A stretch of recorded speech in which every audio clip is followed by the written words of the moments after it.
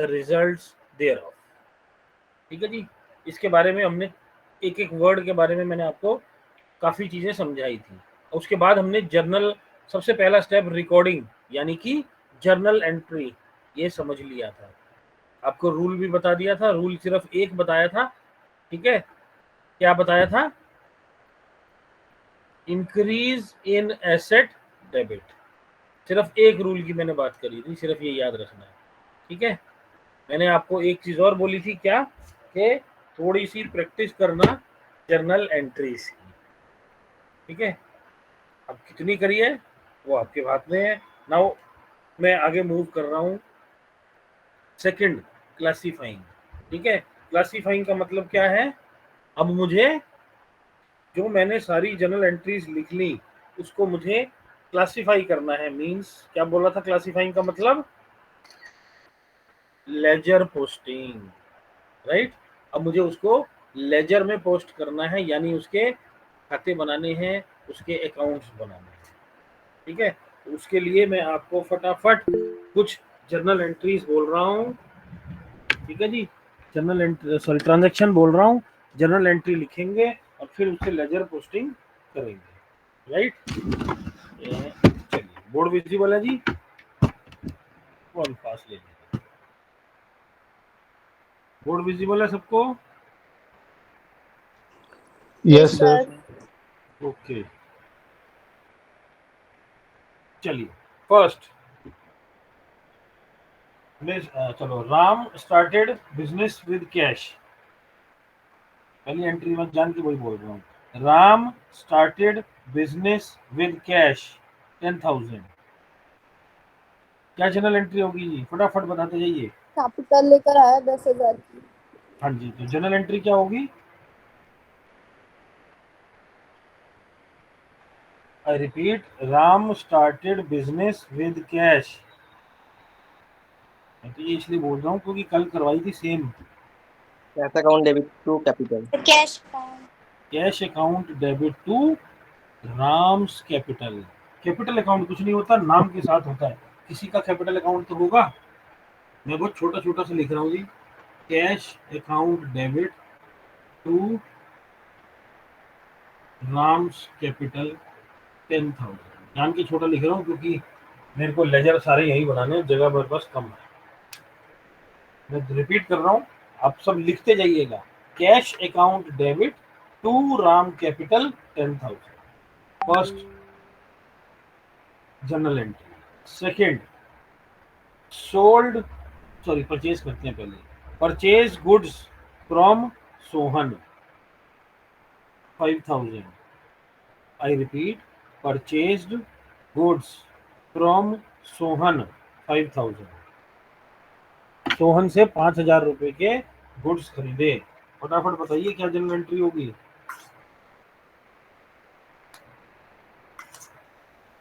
Yes,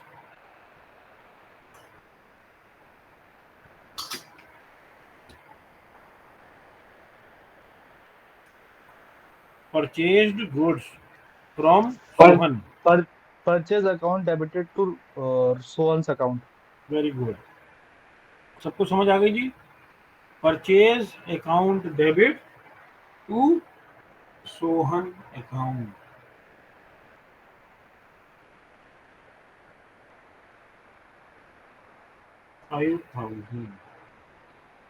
next, cash sales 7,000।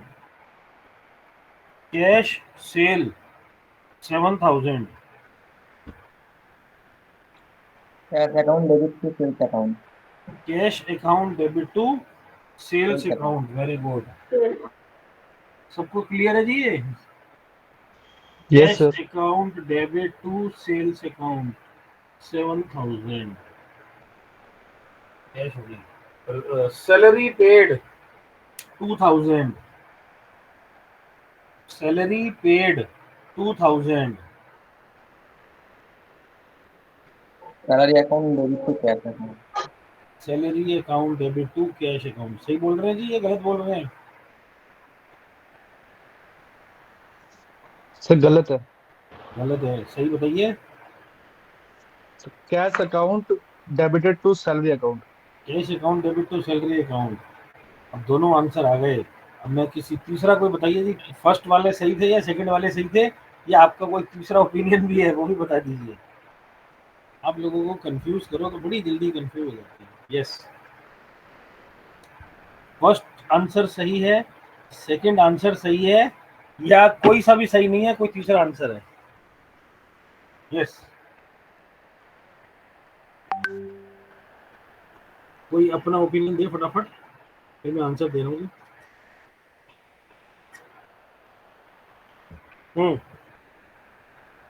Very simple. Salary paid, क्या बोला था मैंने, सैलरी पेड 2000, आपने सैलरी का एक्सपेंस दिया, ठीक है। मैं कैश की बात करता हूँ। पहले दो अकाउंट कौन से इन्वॉल्व है, salary account and cash account. Cash की बात कर लेते हैं, इससे कैश कम हो रहा है ज्यादा हो रहा है? कम हो रहा है। कम हो रहा है। कम हो रहा है। कैश किसके अंदर में आता है, एसेट के अंदर में। एसेट क्या हो रहा है, डिक्रीज। डिक्रीज इन एसेट क्या होता है, क्रेडिट। तो कैश अकाउंट तो क्रेडिट होगा, तो इसका मतलब सैलरी सैलरी अकाउंट डेबिट होगा। लेकिन सैलरी अकाउंट डेबिट क्यों होगा, चलो वो भी देख लेते हैं। मैंने कल आपको बताया था सारे खर्चे किसके अंदर आते हैं, कैपिटल के अंदर। इस ट्रांजैक्शन से सैलरी क्या हो रही है, बढ़ रही है घट रही है, सैलरी इंक्रीज हो रही है, लेकिन आपकी कैपिटल क्या होगी, इंक्रीज होगी डिक्रीज होगी, डिक्रीज। डिक्रीज। वेरी गुड, क्योंकि ये लॉस है तो कैपिटल डिक्रीज होगी, और डिक्रीज इन कैपिटल क्या होता है, डेबिट। तो salary account debit to cash account. जो पहले आंसर दिया था वो सही था, जान के कंफ्यूज कर था। 5 हो गई नहीं, 1 2 3, एक और 5 तो कम से कम करके है। Salary account debit to cash, salary खर्चा दे दिया, सेल दे दी, परचेज दे दी। नेक्स्ट सेल परचेज ना, हाँ, कैश परचेज 4000, कैश परचेज 4000। जल्दी बताइए क्या जनरल एंट्री होगी जी। Cash account debit to cash account to purchase, ये सही बोल रहे हैं जी। Purchases account debit to cash very good, purchase account debit to cash account. देखो बड़ा सिंपल आंसर है, कैश अकाउंट से लगा लिया करो, कैश सबसे आसान है निकालना। इस ट्रांजैक्शन से कैश क्या हो रहा है, कम हो रहा है कि ज्यादा हो रहा है। आपने सामान खरीदा और कैश दिया, कैश क्या हो रहा है, डिक्रीज। डिक्रीज इन एसेट होता है क्रेडिट, तो कैश अकाउंट क्रेडिट होगा। अब परचेज डेबिट क्यों होगा, सामान आपके पास परचेज कर रहे हो, गुड्स। गुड्स क्या होते हैं, मैंने कल बताया था, स्टॉक। स्टॉक किस में आता है, एसेट में। इससे आप खरीद रहे हो, स्टॉक बढ़ेगा, यानी एसेट बढ़ रही है। Increase in asset is debit. तो क्या आंसर हो गया, purchase account debit to cash. Amount मेरे को याद नहीं है, 4000। चलो एक और कर लो, जरा सी जगह बची है, एक और कर लेते हैं। मैंने क्या करा जी, सेल भी कर दी, परचेज भी कर दी, खर्चा भी कर दिया। Yes, purchased furniture for 3000, purchased furniture for 3000। 3000 रुपए का मैंने फर्नीचर खरीदा। Sir furniture account debited to cash account. Very good, furniture account debit to cash good. Furniture account debit to cash account 3000, बहुत है जी। अब सर ये, हाँ जी सर बोलिए। एक इंटरेस्ट वाला करा दो ना। किसका इंटरेस्ट, बैंक, सर एक आप ही बोलो, मैं वही करा दूंगा। बोलो ट्रांजेक्शन जो मर्जी बोल दो है। सर ट्रांजेक्शन तो नहीं आता है, आप ही करा दो ना एक अपने से। नहीं नहीं, इंटरेस्ट बेटा किस चीज का इंटरेस्ट, सेविंग बैंक का इंटरेस्ट चाह रहे हो, बैंक का मतलब लोन का इंटरेस्ट चाह रहे हो, जिसका इंटरेस्ट चाह रहे हो मैं तो उसी की अपने मन से बोल दो, मैं तो वही ट्रांजेक्शन लिख दूंगा। सर लोन का, किसका जी, लोन का सर, लोन का करवा लोन दीजिए। का। तो मैं ये लास्ट हटा रहा हूँ जी, क्योंकि मुझे तो इसकी पोस्टिंग भी करनी है, मेरे पास जगह कम है। मैंने ये आपको बता दी, एंट्री आ गई, चलो कोई बात नहीं। लोन का interest on bank loan paid 2000। आपने इंटरेस्ट बोला तो मैं इंटरेस्ट की बात करता हूँ। I repeat, interest on bank loan paid 2000। आपने बैंक से कोई लोन ले रखा था, उसका इंटरेस्ट दिया आपने 2000 रुपये। ठीक है, ट्रांजेक्शन समझ आ गई जी? Sir interest account debited to bank, दोबारा बोलिए। Loan interest account debited to bank account. To bank account, okay, ठीक है। और कोई आंसर सही है जी ये, या कुछ और होनी चाहिए entry? Yes, sir answer cash cash amount गलत, डेबिटेड टू। कैश डेबिट तो पहली गलत है जी। कैश आ रहा है, पहली बात तो इसमें कैश ही का इन्वॉल्व है। देखो, बैंक का लोन, आपने बैंक से लोन लिया हुआ है, उसकी पेमेंट चाहे प्रिंसिपल की करो चाहे इंटरेस्ट की करो, क्या होगी, हमेशा बैंक से जाएगी, कैश से कभी नहीं जाएगी। बैंक वाले कैश नहीं लेते, इंटरेस्ट आपके बैंक से ही डेबिट होगा, ये माना जाता है। तो पहली बात तो, दो अकाउंट कौन से इन्वॉल्व है, पहला बैंक अकाउंट, पहला बैंक अकाउंट, और दूसरा इंटरेस्ट ऑन लोन। खत्म, जो नाम है ट्रांजेक्शन में उसी के नाम का अकाउंट खोलो ना। तो जनरल एंट्री क्या होगी, interest on loan account debit to bank. समझ आ गई जी सबको? Interest on loan debit to bank 2000। ये क्लियर है जी सबको? Yes sir. चलिए अब आगे चलते हैं। नाउ बहुत है, जितनी हमने ये करी, 1 2 3 4 5 6 हमने जनरल एंट्री कर ली। लेजर, सॉरी, अब हमने इसको क्लासिफाई करना है, लेजर बनाना है। मैं पहले ऑनेस्टली पूछता हूँ, किसी को लेजर पोस्टिंग याद है? करी होगी जिसने, उसको याद होगी। किसी को याद है या किसी ने करी हुई है? ऐसा है नो कोई यहाँ? सर। नो, नो नहीं, सर। नो सर वाले तो बहुत हैं, यस सर वाला है कोई? कोई इक्का दुक्का है? नहीं है? सर कॉमर्स बैकग्राउंड से नहीं है। हाँ, मैं समझ गया आपकी बात, कॉमर्स बैकग्राउंड से कल एक आध तो थे, आज वो आई नहीं है, या नहीं है जी? मुझे कोई फर्क नहीं, जस्ट ऐसे ही पूछ रहा हूँ आपसे। सर हमने एक साल पहले वो टैली में थोड़ा सा प्रैक्टिस किया था और हम्म, ओके, चलिए कोई बात नहीं। अब मेरी बात सुनिए, हम अब क्या कर रहे हैं, सेकंड स्टेप क्लासीफाइंग, यानी कि, मैं ध्यान से सुन लीजिएगा, मैंने यहाँ जितने भी अकाउंट लिखे हैं, मुझे सबके खाते बनाने हैं।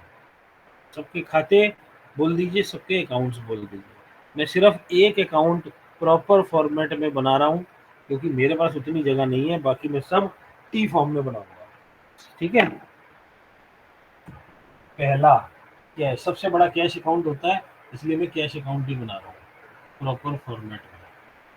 प्रॉपर फॉर्मेट क्या है जी, ये सेंट्रल लाइन, ये डेबिट साइड, ये क्रेडिट साइड। यहाँ पर मैं डबल लाइन भी खींच देता हूँ। यहाँ पर क्या आता है, एक कॉलम डेट, एक कॉलम पर्टिकुलर, तीसरा कॉलम अमाउंट। पहला कॉलम डेट, दूसरा कॉलम पर्टिकुलर, और तीसरा कॉलम अमाउंट। यहाँ पे मैं डब्बा बंद भी कर दूंगा। समझ आ गई जी? ये ऐसे करके जरिए में जगह नहीं है, सीधी लाइन नहीं आ रही, इसलिए ऐसे कर। ये समझ आ गया? आई रिपीट, कैश अकाउंट, दो लाइन खींची, ये डेबिट साइड है डीआर, ये क्रेडिट साइड है। तीन कॉलम होते हैं, date, particular, amount, date, particular, amount. मैंने आपको किसी ट्रांजेक्शन में डेट नहीं दी, इसलिए किसी में डेट नहीं आएगी। अगर डेट्स भी दी होती तो आपने डेट डाल ली थी, दैट्स। ठीक है, अब तरीका क्या है, बड़े ध्यान से सुनिए। जितने भी अकाउंट हैं सबकी लेजर पोस्टिंग करनी है। एक एक ट्रांजेक्शन को पकड़िए, लेजर खोलते जाइए, जहां लिखना है लिखते जाइए। ठीक है, पहला कैश अकाउंट, बड़े ध्यान से सुनना बच्चे क्या गलती करते हैं। इस ट्रांजेक्शन में कैश अकाउंट डेबिट हो रहा है और राम का कैपिटल अकाउंट क्रेडिट हो रहा है। सही बोल रहा हूँ जी मैं? आई रिपीट, इस ट्रांजेक्शन से कैश अकाउंट डेबिट हो रहा है, तो कैश अकाउंट की डेबिट साइड में ये एंट्री जाएगी। यानी इस साइड में जाएगी, डेबिट साइड में, ठीक है। और क्या लिखा जाएगा, जो नीचे लिखा है वही लिखना है, पर्टिकुलर में टू राम कैपिटल और अमाउंट में 10,000। समझ आ गई बात। कैश अकाउंट डेबिट हो रहा है तो डेबिट साइड में लिखना है, और क्या लिखना है, जिसकी वजह से वो डेबिट हो रहा है, किसकी वजह से डेबिट हो रहा है, टू राम कैपिटल, तो टू राम कैपिटल, खत्म। ठीक है जी। सर वो हेडलाइन क्या लिखा है, एक बार फिर से बता देना। कौन सी जी, ये yes sir. To Ram capital, जो ये लिखी है लाइन वही लिखी है, टू राम नहीं नहीं, कैपिटल, उसके ऊपर क्या लिखा है आपने, वो particular, heading heading. Okay particular sir. Date खाली है, पर्टिकुलर्स के नीचे to Ram capital and amount के नीचे 10,000। ठीक है जी। अभी ओके अभी सर। अभी अभी खत्म नहीं हुआ। दूसरा, राम कैपिटल अकाउंट। अब मैं इतना छोटा सा बना रहा हूँ बस, क्योंकि मेरे पास जगह ही नहीं है, मुझे सारे अकाउंट बनाने हैं। टी फॉर्म का मतलब ये डेबिट क्रेडिट तीन तीन कॉलम है, मैंने बना नहीं रहा, ठीक है। राम का कैपिटल, अभी ये पहली ट्रांजेक्शन की पोस्टिंग नहीं खत्म हुई, तो आधा काम हुआ है। राम का कैपिटल अकाउंट क्रेडिट भी तो हो रहा है, तो उसकी क्रेडिट साइड में भी पोस्टिंग करोगे, क्या लिखोगे, कैश अकाउंट। लेकिन अगर इधर लिखते हैं तो हमेशा क्या वर्ड आता है, बाय, और इधर आता है टू, टू तो इधर अपने आप आ जाएगा, इधर आपको बाय लिखना है। बस एक चीज याद रखनी है, by, B by by, by cash account 10,000। ये समझ आ गया। अब पहली ट्रांजैक्शन की पोस्टिंग कंप्लीट हुई है, ये सबको क्लियर है कि नहीं, ये तो मैं दोबारा, यस सर। क्लियर है। अब एक चीज का सर ये ध्यान टी रखना, जो बनाया आपने, ये हर लेजर में बनाना होता है क्या? ये हर लेजर में ऐसे बनाना है कि आपको ये पूरा डेबिट क्रेडिट अमाउंट पर्टिकुलर, मेरे पास तो जगह नहीं है इसलिए बना रहा हूँ मैं, ओके सर। ऐसे ही बनेंगे सारे लेजर्स, ठीक है। अब मैं आगे चलता हूँ, जो बात इंपॉर्टेंट है वो ध्यान से सुनिए। किसी भी अकाउंट, जिसका भी आप अकाउंट बना रहे हो, उसमें कभी भी वो नाम यूज नहीं होता। मैंने बहुत बार देखा है बच्चे क्या लिखते हैं, कैश अकाउंट बना रहे हैं, कैश अकाउंट में पोस्टिंग करते हैं to cash by cash, to cash by cash, कभी हो ही नहीं सकता। जिस भी लेजर में पोस्टिंग हो रही है वो लेजर डेबिट या क्रेडिट होगा किसी दूसरे लेजर की वजह से ना, तो दूसरे लेजर का नाम आता है। किसी भी लेजर में कभी भी उसी का नाम नहीं आ सकता, ये हमेशा ध्यान रखो, ठीक है। पहली पोस्टिंग हो गई। Second, purchase account debit to Sohan. क्या परचेज का अकाउंट है, नहीं है, तो मुझे बनाना है परचेज अकाउंट, टी फॉर्म। ठीक है, परचेज अकाउंट डेबिट साइड आ रहा है, क्या लिखूंगा,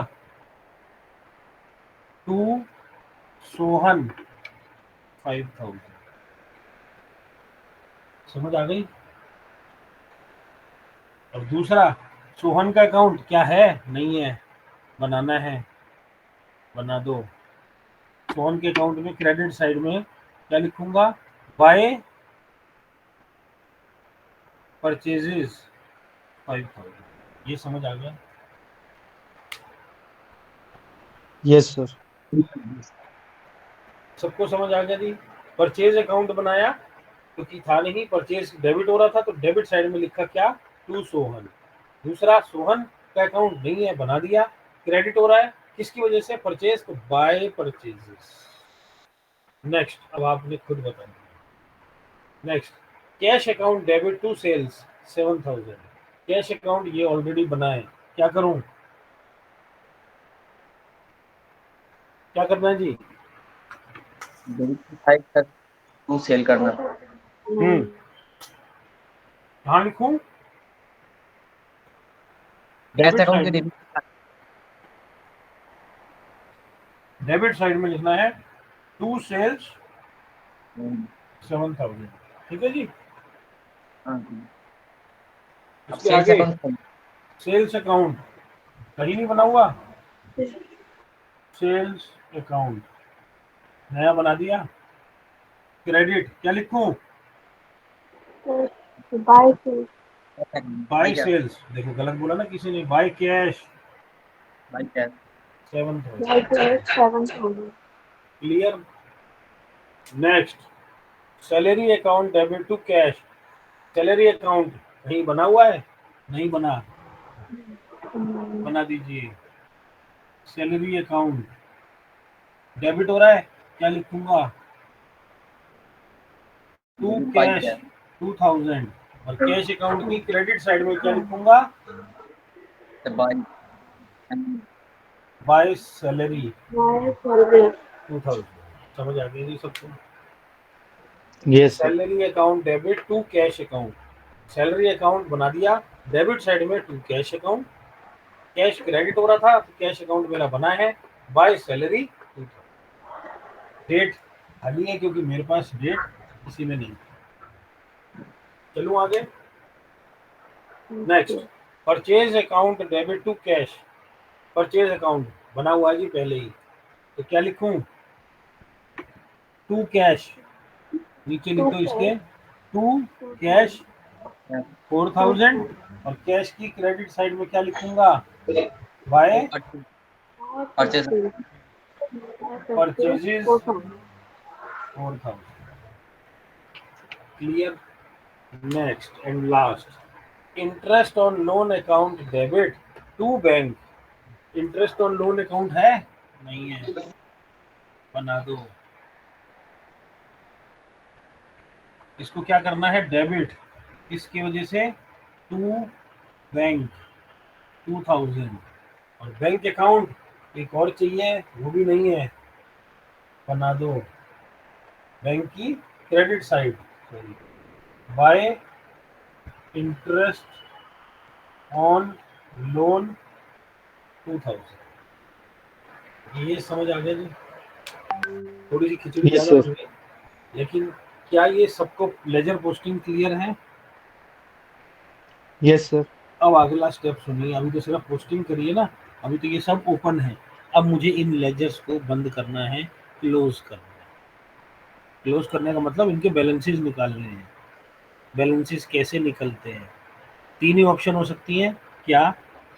दोनों साइड को टोटल करना है, या तो डेबिट साइड ज़्यादा होगी या क्रेडिट साइड ज़्यादा होगी, और तीसरी ऑप्शन दोनों बराबर होंगी। इसके अलावा कोई चौथी ऑप्शन हो सकती है? No sir. समझ लेते हैं पहले। आपने क्या करना है? दोनों साइड्स का टोटल करना है, जिस भी साइड कम है उसको, जो भी बैलेंसिंग फिगर है वो लिख के बराबर कर दो। ठीक है?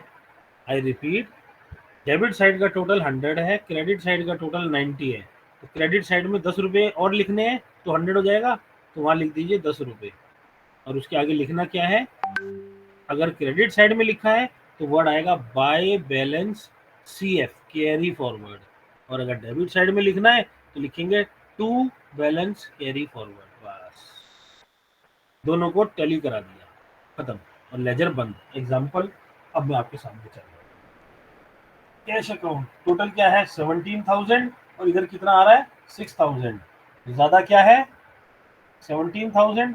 मैं यहाँ दोनों का टोटल लिखूंगा 17,000, और जो डिफरेंस है कितना है? 11,000। क्या लिखूंगा? बाय बैलेंस कैरी फॉरवर्ड, यानी कि इस कैश अकाउंट का जो बैलेंस है वो 11,000 है।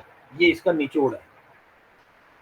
समरी यार ये रही कि कैश कहाँ से आ रहा है, कैश कहाँ जा रहा है। मेरे पास क्लोजिंग कैश जो बचा वो बचा है 11,000। ये समझ आ गया? Yes sir. समझ आ गया? अब लास्ट काम, जिस तरफ बैलेंस कैरी फॉरवर्ड आता है उस लेजर का बैलेंस दूसरी तरफ का होता है, यानी कि इस बिलो द लाइन आपने क्या लिखना है? उल्टी तरफ, to balance brought down 11,000।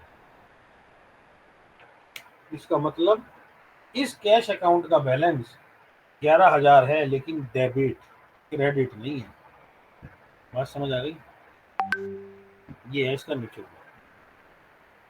I repeat, sir अगर क्रेडिट आया तो ज्यादा। बता रहा हूँ, बता सब कुछ बता रहा हूँ। कैश अकाउंट को क्लोज करा, इसका बैलेंस क्रेडिट साइड में लिखा 11,000, तभी टोटल टैली हुआ। इसका मतलब क्या है? जिस तरफ ये बैलेंसिंग फिगर लिखी है ना, उस अकाउंट का क्लोजिंग बैलेंस उससे रिवर्स होता है। यानी अगर क्रेडिट साइड में लिखी है तो इस अकाउंट का 11,000 डेबिट बैलेंस,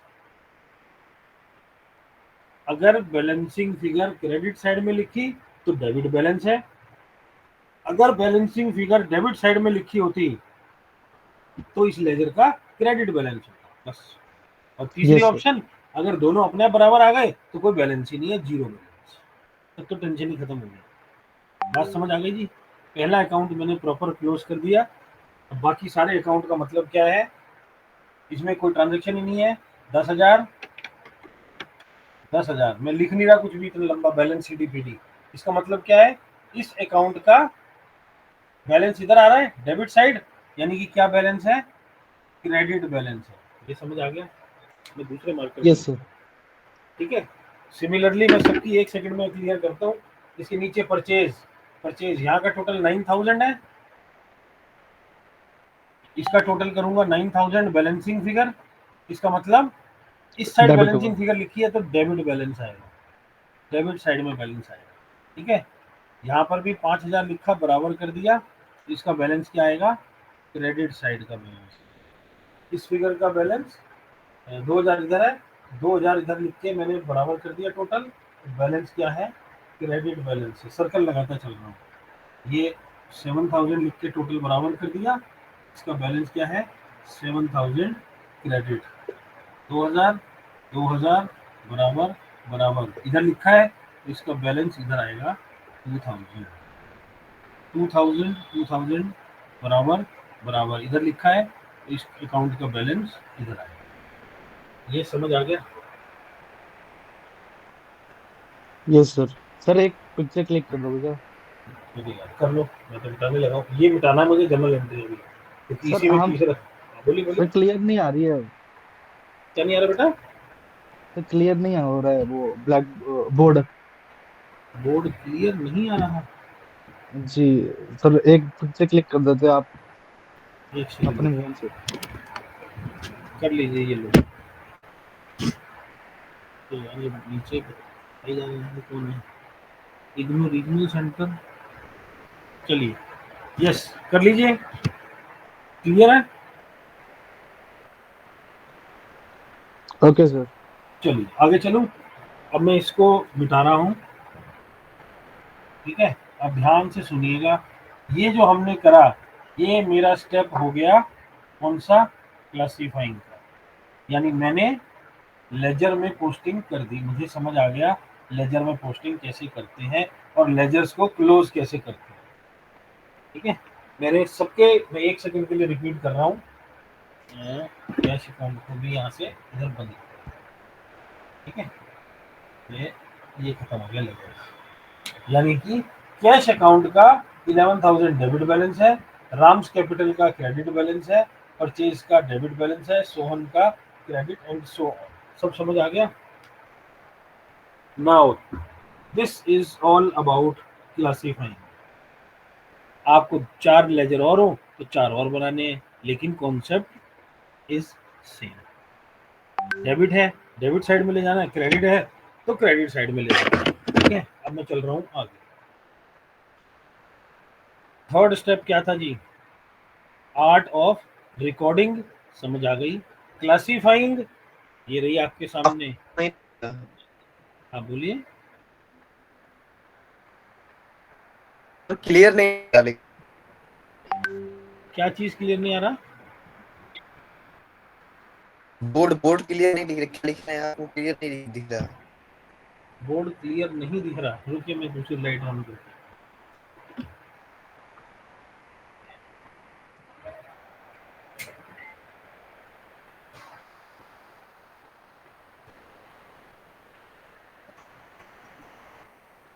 अब थोड़ा ठीक है आपको। यस, अब क्लियर है जी बोर्ड थोड़ा सा? हाँ हाँ थोड़ा ठीक है। चलिए अभी चलें। सो दिस इज क्लासीफाइंग, ठीक है। अब अगर हम डेफिनेशन की बात करते हैं अकाउंटिंग की, तो थर्ड स्टेप क्या था क्लासीफाइंग के बाद?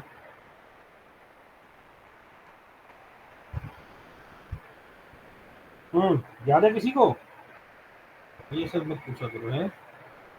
अकाउंटिंग इज आर्ट ऑफ, अभी सुबह भी बोला आज मैंने, सबसे पहले रिकॉर्डिंग, क्लासीफाइंग उसके बाद समराइज करना। समराइजिंग। तो तीसरा स्टेप हमने करना है इसको समराइज। ठीक है, समराइज मींस अकाउंटिंग की टर्मिनोलॉजी में उसको क्या बोलते हैं, प्रिपरेशन ऑफ ट्रायल बैलेंस। अब मुझे इससे ट्रायल बैलेंस बनाना है। पहले मैं दो बातें समझ लेता हूँ। क्या आपने जो जर्नल एंट्रीज लिखी थी आप अपने आप बता सकते हो कि सही है कि गलत है? नहीं, टीचर बताएगा। आपने जो लेजर बनाए ये सब सही है कि गलत है आप बता सकते हो अपने आप? नहीं। ठीक है, लेकिन अब आप जब ट्रायल बैलेंस बनाओगे और अगर ट्रायल बैलेंस अपने आप टैली हो गया, इसका मतलब आपने जो करा था वो सही ही होगा। आई एम क्या व्हाट आर माय वर्ड्स, सही ही होगा। 100% जरूरी नहीं है कि अगर ट्रायल बैलेंस मिल गया तो सही है, उसका रीजन बताऊंगा ट्रायल बैलेंस कराने के बाद। लेकिन अगर ट्रायल बैलेंस टैली हो गया इसका मतलब काफी चीजें आपने सही करी। काफी उम्मीद है कि आपका क्वेश्चन सही होगा। कॉन्सेप्ट समझ आ गया? और ट्रायल बैलेंस क्या होता है? Trial balance is nothing but a summary of closing balances of all the ledgers। ठीक है, आई रिपीट, ट्रायल बैलेंस का मतलब क्या है? जितने भी लेजर्स हैं उनके क्लोजिंग बैलेंसेस की समरी, बस। ठीक है, और वो अपने आप टैली हो जानी चाहिए। अगर अपने आप टैली हो गई इसका मतलब आपने सब कुछ सही करा। अब ट्रायल बैलेंस बनता कैसे है? Trial balance, TB short form होती है ट्रायल बैलेंस।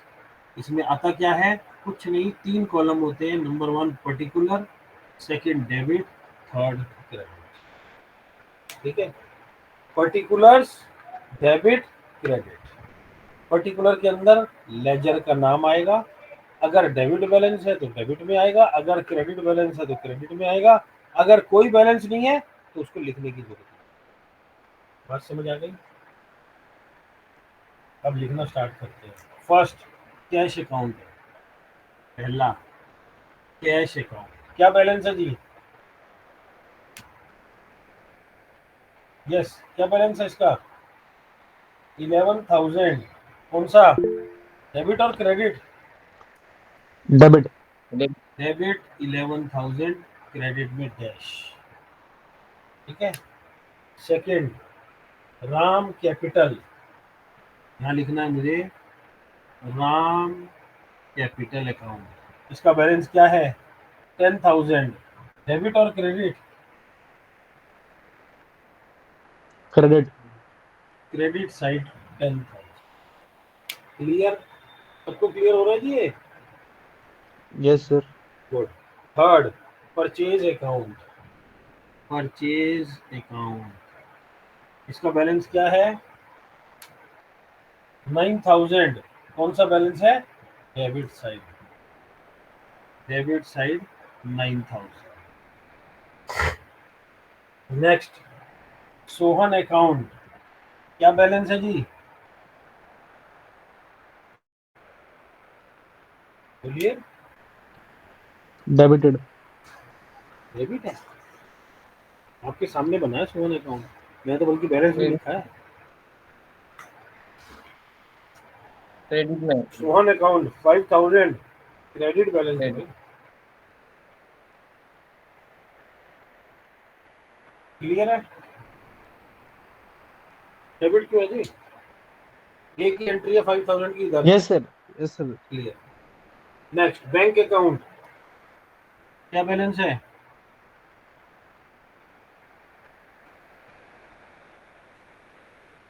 डेबिट और क्रेडिट? क्रेडिट में 2,000, credit balance. Next sales account, क्या बैलेंस है? 7,000। डेबिट और क्रेडिट? क्रेडिट। डेबिट साइड में डैश 7,000। नेक्स्ट सैलरी अकाउंट, क्या बैलेंस है? डेबिट। Debit debit 2,000। क्रेडिट? कौन बोला क्रेडिट? क्रेडिट क्यों है जी?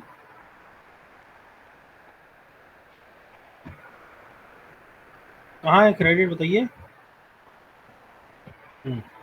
सैलरी अकाउंट ये रहा, एक ही एंट्री थी टू कैश, इसको बराबर करने के लिए इधर लिखा और बिलो द लाइन इधर आ गया। बैलेंस कैरी फॉरवर्ड अगर क्रेडिट साइड में है तो इस अकाउंट का बैलेंस डेबिट होगा। सैलरी का डेबिट बैलेंस है 2000। Clear? Last, interest on loan, क्या बैलेंस है? डेबिट। Debit balance 2000। कोई अकाउंट रह तो नहीं गया जी? चेक कर लीजिए। 1 2 3 4 5 6 7 8, 1 2 3 4 5 6 7 8 करेक्ट। ठीक है, अब हमने क्या करना है? कुछ नहीं करना, दोनों साइड का टोटल करिए। 10 15 17 24,000, इस साइड का टोटल करिए 20 22 24,000। अपने आप टोटल टैली हो गया।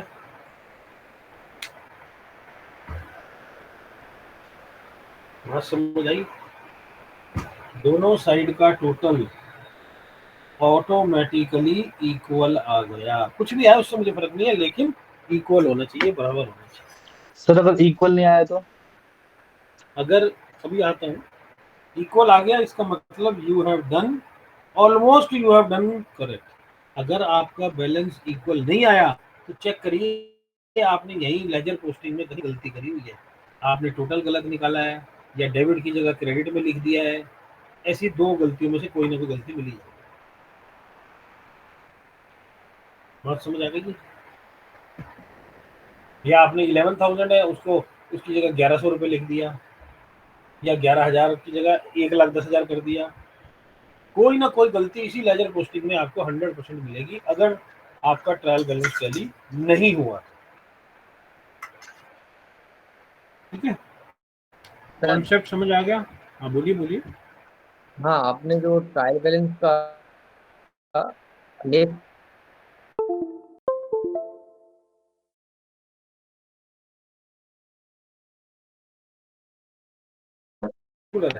Particulars, debit, credit, that's all, और कुछ नहीं है।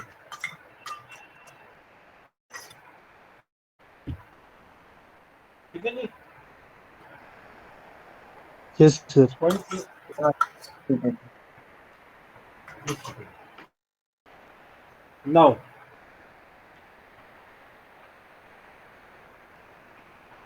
ट्रायल बैलेंस टैली हो गया, इसका मतलब हमारा क्वेश्चन सही है, लेकिन अब ध्यान से सुनिएगा, ऐसा जरूरी नहीं। इट इज नॉट कंपल्सरी कि अगर आपका ट्रायल बैलेंस टैली हो गया तो आपने जरूर सब कुछ सही ही करा होगा। कारण सुन लीजिए, सिर्फ नॉलेज के लिए बता रहा हूँ, आपकी बुक्स में नहीं है। एग्जाम्पल, आपने क्या करा, आपने एक जगह गलती कर दी। मान लीजिए यही अकाउंट है, इस अकाउंट में 10,000 की टोटल की मिस्टेक कर दी डेबिट साइड, 10,000 की डेबिट साइड में कम टोटल कर दिया।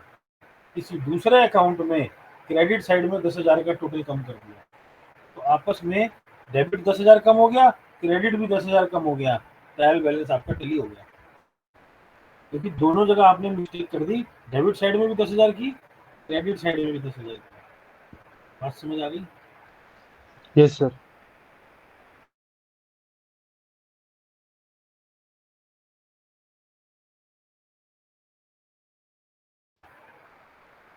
सेम गलती 11,000 की किसी और अकाउंट में कर दी, ठीक है, उसको डेबिट की जगह क्रेडिट में लिख दिया, उसको क्रेडिट की जगह डेबिट में लिख दिया, अमाउंट में मान के चल रहा हूँ 11,000 सेम ही था, तो भी तो ट्रायल बैलेंस टैली हो जाएगा। इसको उससे क्या मतलब? Yes sir. तो इसका मतलब ये जरूरी नहीं होता कि अगर ट्रायल बैलेंस टैली हो गया, ठीक है, तो आपने सब कुछ सही ही करा होगा। देयर आर सर्टेन फैक्टर्स, इसके अलावा और भी होते हैं, और मैं सिर्फ एक दो की समझाने के लिए बता रहा हूँ। There are various factors which also determines the accuracy of trial balance। यहाँ तक क्लियर है जी? सर फिर कैसे पता चलेगा कि हमारा सही है कि गलत है? वो एग्जामिनर ही बता पाएगा जी, आप नहीं बता सकते, वो टीचर ही बताएगा। ठीक है सर। ठीक है, अब वापस आ जाता हूँ मैं यहाँ। यस नाउ सर RC3 की क्लासेस ऑनलाइन हो क्या रही चीज़ है? है? RC3 की क्लासेस ऑनलाइन हो हाँ रही है? 3 बैच तो मेरी चल रही हैं। सर लेकिन उसका कोई PDF वगैरह तो अभी तक आया नहीं क्लासेस का। मुझे नहीं पता जी कौन से सब्जेक्ट की आपकी। मेरी तो मैं तो 2 सब्जेक्ट नहीं हाँ कि ECO 1 और ECO 2 दोनों की क्लासेस चल रही है। RC3 में तो एक बैच खत्म भी हो चुका मेरा। आर्टिस्ट का आ चुका है शेड्यूल ऑनलाइन का। सर आप मुझे वो PDF शेयर कर दोगे? क्या चीज़? PDF शेयर कर दो जिसमें शेड्यूल है, या बता दो अरे बेटा कहाँ वो से तो मिलेगा। RC3 आप उसमें चले जाइए। RC3 academic counsellor, RC3 online academic counselling, उसमें सारा शेड्यूल है आपका, सारे सेंटर का शेड्यूल आता है उसमें। RC3 online. RC3 नहीं, online academic counselling, IGNOU online academic counselling डाल दीजिए तो आपको सारे शेड्यूल आ जाएंगे उसमें। RC1 RC2 RC3 सब आते हैं उसमें, सारे सेंटर के आते हैं उसमें। ठीक है, ओके सर। म्यूट करिए, बहुत लाउड आ रहा है। राइट, अब हम आगे चलें। बुक कहाँ गई? मैं तो बुक ही नहीं खोली। यस सो अब हम वापस आ जाते हैं। चलो, हमने जर्नल एंट्री भी सीख ली, हमने लेजर पोस्टिंग भी समझ ली, हमने ट्रायल बैलेंस भी समझ ली। अब मैं एक स्टेप आगे चल रहा हूँ जिसको हम बोलते हैं फाइनल अकाउंट्स। ठीक है, आज आपकी सेकंड क्लास है, थर्ड क्लास है? सेकंड ही तो क्लास है ना आपकी? सेकंड क्लास है सर। Second class, right. तो सेकंड क्लास के हिसाब से तो हम बड़ी स्पीड में चल रहे हैं अभी। गुड, चलिए। सो अब हम आगे चलते हैं। क्या? Final accounts. मैं दोबारा डेफिनेशन पे आ रहा हूँ। Accounting is an art of recording कर लिया, क्लासिफाइंग कर लिया, समराइजिंग कर लिया, the data of financial nature समझ में आ गया कि वही आर्ट ट्रांजेक्शन रिकॉर्ड हो सकती है जिसको हम मनी की टर्म्स में कन्वर्ट कर सकते हैं। Last, and interpreting the results thereof. अब मुझे इससे कुछ नतीजे, कुछ रिजल्ट्स निकालने हैं, जिसके लिए मैं इतनी मेहनत कर रहा हूँ। मैंने ये अकाउंटिंग लिखी, जर्नल एंट्री लिखी, ट्रायल बैलेंस बनाया, लेजर बनाया, सब कुछ बनाया। मेरा ट्रायल बैलेंस टैली हो गया, मैं बड़ा खुश हो गया। हाँ भाई चलो मैंने सब सही करा। इससे हासिल क्या हो गया? मैंने इससे रिजल्ट क्या निकाला? मैं निचोड़ क्या निकाल रहा हूँ? अभी मैंने कोई निचोड़ नहीं निकाला। अभी मैंने सिर्फ जो मेरा डाटा था उसको प्रेजेंट करा। अब मैं इससे रिजल्ट निकालूंगा। ठीक है, और वो रिजल्ट निकालने के लिए मैं आपको शायद पहले भी बता चुका हूँ क्या 3 स्टेटमेंट्स होती हैं। कौन कौन सी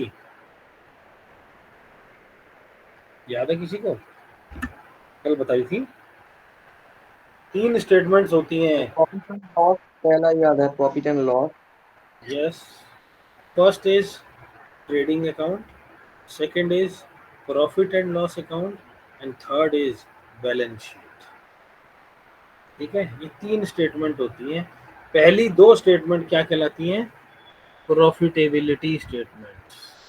trading account and profit and loss accounts are called profitability statement, क्योंकि ये दोनों ही क्या डिपिक्ट करती हैं? प्रॉफिट। ठीक है, और तीसरी स्टेटमेंट क्या कहलाती है? पोजीशन स्टेटमेंट, जो क्या बताती है, जो क्या डिपिक्ट करती है? मेरे बिजनेस के एसेट्स और लाइबिलिटीज।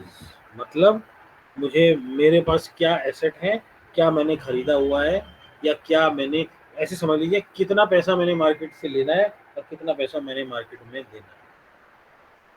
मेन पर्पस तो बिजनेस के यही होते हैं दो, टू नो द प्रॉफिट और लॉस, और क्या पैसा मेरा मार्केट में फंसा हुआ है या कितना पैसा मैंने मार्केट को देना है। ठीक है, so these are the 3 statement. अब मुझे थोड़ा सा बताइए, मैंने इनके बारे में डिटेल में कुछ बताया हुआ है आपको पहले? नहीं बताया हुआ? No sir. नहीं, ठीक है, तभी हम इतनी आगे पहुंच गए ना। अब ध्यान से सुनिए। पहला सवाल मन में ये नहीं आता कि प्रॉफिटेबिलिटी स्टेटमेंट तो 2 हैं और ये 1 है, ये 2 क्यों है? दोनों से प्रॉफिट निकलता है। कौन सा प्रॉफिट निकलता है? क्या फर्क है उस प्रॉफिट में? आंसर, ट्रेडिंग अकाउंट से क्या निकलता है? ग्रॉस प्रॉफिट या ग्रॉस लॉस। ठीक है, जो ट्रेडिंग अकाउंट का आउटकम होता है, निचोड़ होता है, रिजल्ट होता है, वो होता है ग्रॉस प्रॉफिट या ग्रॉस लॉस। प्रॉफिट होगा या लॉस होगा? ग्रॉस। और जो प्रॉफिट एंड लॉस अकाउंट है, उसका जो रिजल्ट होता है, उसका जो आउटकम होता है, वो क्या होता है? नेट प्रॉफिट या net loss. Now the question arises, what is the difference between gross profit and net profit? Any idea? भाई एक में निकलता है ग्रॉस प्रॉफिट और दूसरे में निकलता है नेट प्रॉफिट, दोनों में फर्क क्या है? सर लॉस नहीं निकलता है, हाँ जी, लॉस नहीं निकलता है। मैंने आपको बताया दोनों वर्ड बोले। ट्रेडिंग अकाउंट में या तो ग्रॉस प्रॉफिट निकलेगा तो ग्रॉस प्रॉफिट कहलाता है, लॉस निकलेगा तो ग्रॉस लॉस। दोनों में से एक ही तो निकलेगा ना, यस सर। कुछ भी निकल सकता है। उसी तरीके से प्रॉफिट एंड लॉस में अगर प्रॉफिट निकला तो उसको हम बोलते हैं नेट प्रॉफिट, और लॉस निकला तो उसको क्या बोलते हैं? Net loss. ठीक है, नाउ माय पॉइंट इज कि ग्रॉस और नेट में क्या फर्क है? सर ग्रॉस प्रॉफिट का मतलब है आपने सोचिए कुछ प्रोडक्ट हमने बेचा है मार्केट से, कुछ प्रोडक्ट मैंने खरीदा है 10 रुपए को, उसको हम्म, मैंने बेचा है 15 रुपए। हाँ, और नेट प्रॉफिट का मतलब है वो 15 रुपए से 10 रुपए को माइनस करके जो प्रॉफिट निकलेगा उसको नेट प्रॉफिट में कहते हैं। कौन से 10 रुपए माइनस करे आपने? जो मैंने मार्केट से सोचिए एक पेन खरीदा है 10 रुपए का, उसको मैंने 15 रुपए में बेचा है, जो तो 15 रुपए में बेचा है वो होता है ग्रॉस प्रॉफिट। 15 रुपए ग्रॉस प्रॉफिट है? हाँ, और नेट प्रॉफिट नो, है 15। नो, आप कहना चाह रहे हैं ग्रॉस प्रॉफिट है 15 रुपए और नेट प्रॉफिट है 15 माइनस 10 5 रुपए? हाँ सर। नहीं, गलत है। और कोई answer? Yes. Sir gross profit में आई थिंक सारे टैक्सेस वगैरह ऐड करके होते हैं। नहीं,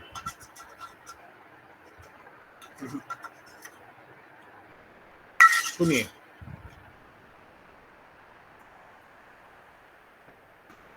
ग्रॉस प्रॉफिट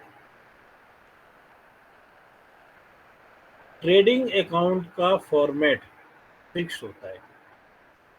ठीक है, चलो मैं फिक्स की बात नहीं करता, मैं पहले जनरल बात करता हूँ। आपने पेन ही खरीदा ना? मेरी एक छोटी सी शॉप है स्टेशनरी की जनकपुरी में।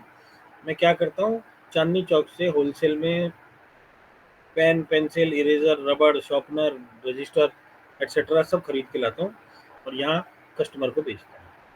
ठीक है, मेरा यही काम है। मैंने पेन खरीदा 10 रुपए का, आपके एक केस ले लेता हूँ, एग्जाम की फिगर ले लेता हूँ। मैंने पेन खरीदा 10 रुपए का और मैं यहाँ बेच रहा हूँ 15 रुपए का।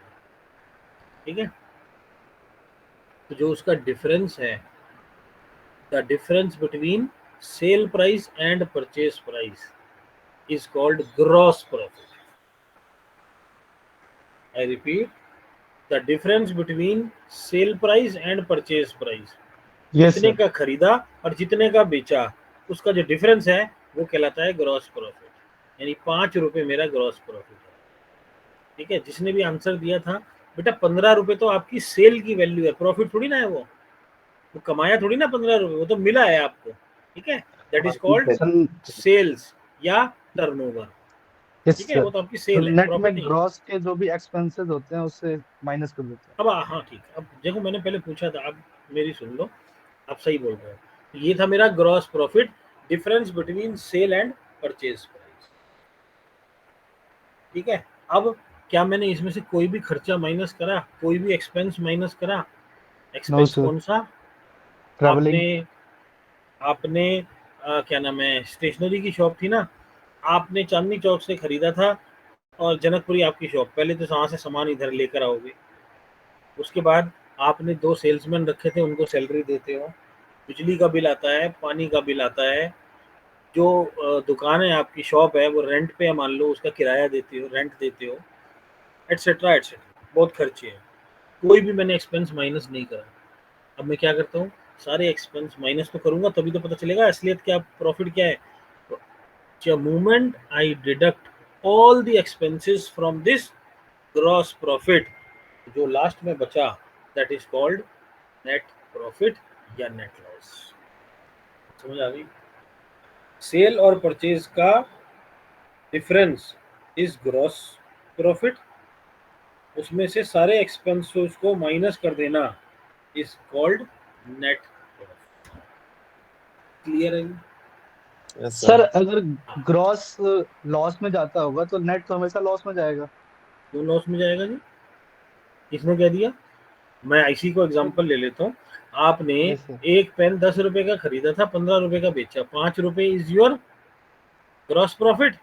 आपने यस सर। सारे एक्सपेंसेस जो करे उसको प्रोपोर्शनेटली डिवाइड करा, तो एक पेन के हिस्से में 2 रुपए सारे खर्चे आए, सारे खर्चे मिला के 2 रुपए के खर्चे आए, यस 3 सर। रुपए प्रॉफिट तो हुआ। सर ये नहीं कह रहा, मैं ये कह रहा अगर ग्रॉस लॉस में गया तो नेट भी लॉस में जाएगा ना। नहीं, ये भी जरूरी नहीं है। सर कोई एग्जांपल बता दीजिए। अभी बताता हूँ, जब सारा कुछ अभी करवा तो रहा हूँ। आपका कहने का मतलब है if there is gross loss then it is compulsory that there should be net loss, net profit नहीं आ सकता, यही कह रहे हैं ना? Yes yes sir. सर। नहीं, ऐसा नहीं है, क्योंकि अभी आ रहा हूँ, अभी 25 मिनट के बाद पता चलेगा इसका आंसर, लेकिन अभी पता चल जाएगा धीरे धीरे। Okay sir. आगे चलते हैं, ठीक है? अब सवाल ये आता है, ट्रेडिंग अकाउंट का फॉर्मेट एक फिक्स्ड है, ठीक है? ट्रेडिंग अकाउंट में क्या आता है और प्रॉफिट एंड लॉस अकाउंट में क्या आता है, चलो ऐसे बात कर लेते हैं। तो ट्रेडिंग अकाउंट का फॉर्मेट भी फिक्स है, प्रॉफिट एंड लॉस अकाउंट का भी फॉर्मेट फिक्स है। ट्रेडिंग अकाउंट में क्या आता है? डेबिट साइड में पहला आता है हमेशा ओ टू, डेबिट साइड में 2 लिखते हैं, क्रेडिट साइड में बाय लिखते हैं, जो यहाँ लिखा था 2 ओपनिंग स्टॉक। अगर साल के शुरू में कोई स्टॉक बचा है। दूसरा 2 परचेजेस, ठीक है, जो भी आपने पूरे साल में गुड्स परचेज करे, खत्म। क्रेडिट साइड में क्या आता है? बाय सेल्स, जो आपने बेचा, और उसके नीचे दूसरा क्या आता है? बाय क्लोजिंग स्टॉक, साल के लास्ट में क्या बचा। ओपनिंग स्टॉक, परचेजेस, और इधर सेल्स और क्लोजिंग स्टॉक, खत्म। 4 चीजें बोली है बस। आई रिपीट, डेबिट साइड में ओपनिंग स्टॉक और परचेज, क्रेडिट साइड में सेल्स और क्लोजिंग स्टॉक, दैट्स ऑल। इसका जो भी डिफरेंस है, क्रेडिट साइड अगर ज्यादा है और डेबिट साइड कम है, तो डेबिट साइड में अगर बैलेंसिंग फिगर लिखनी है तो वो क्या कहलाएगी? To gross profit. और अगर गलती से डेबिट साइड यानी ओपनिंग स्टॉक और परचेज के टोटल ज्यादा है, सेल और क्लोजिंग स्टॉक कम है, तो वो क्या कहलाएगी? बाय, क्रेडिट साइड में डिफरेंस लिखना है ना, तो by net, sorry by gross loss. इतना पॉइंट समझ आ गया?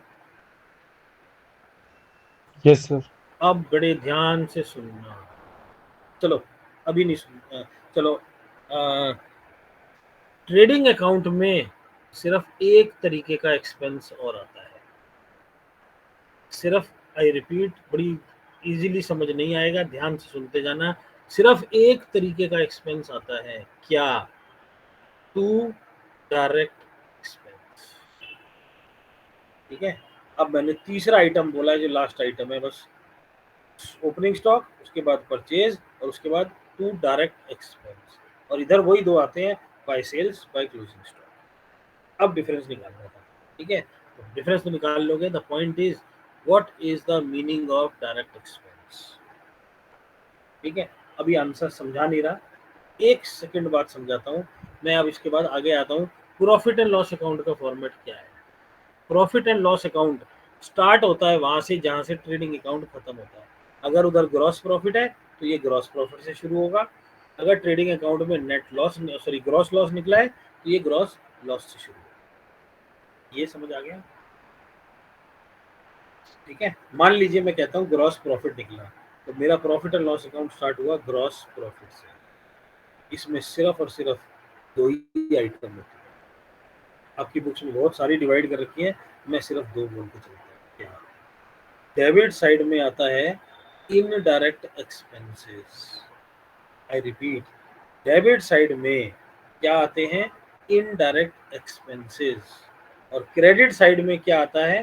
एक तो ये आया हुआ है ग्रॉस प्रॉफिट, उसके अलावा क्या आता है, इनडायरेक्ट इनकम। दो वर्ड बोले हैं मैंने। डेबिट साइड में खर्चे आते हैं, कौन से खर्चे, कौन से एक्सपेंस, इनडायरेक्ट एक्सपेंस। और क्रेडिट साइड में क्या आता है, इनडायरेक्ट इनकम।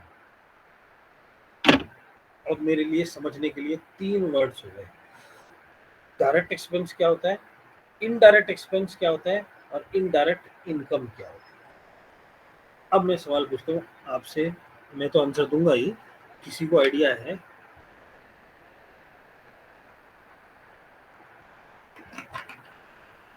यस, सर एक और बार रिपीट करेंगे please? दोबारा बोलिए जी, नहीं सुनाई दिया। सर एक और डायरेक्ट बार एक्सपेंसेस वो होते हैं जो प्रोडक्शन की डिलीवरी वगैरह के चार्जेस होते हैं। जो प्रोडक्शन पे लगते हैं, अगर मैं प्रोड्यूस ही नहीं करता जी, तो मैं प्रोडक्शन ही नहीं करता, मेरी तो कोई एग्जांपल ले लेते हैं, मेरी तो छोटी सी स्टेशनरी की शॉप है, चांदनी चौक से लाता हूँ और यहाँ बेचता हूँ, मैं प्रोडक्शन ही नहीं कर रहा जी, तो क्या मेरे लिए कोई डायरेक्ट एक्सपेंस होगा ही नहीं?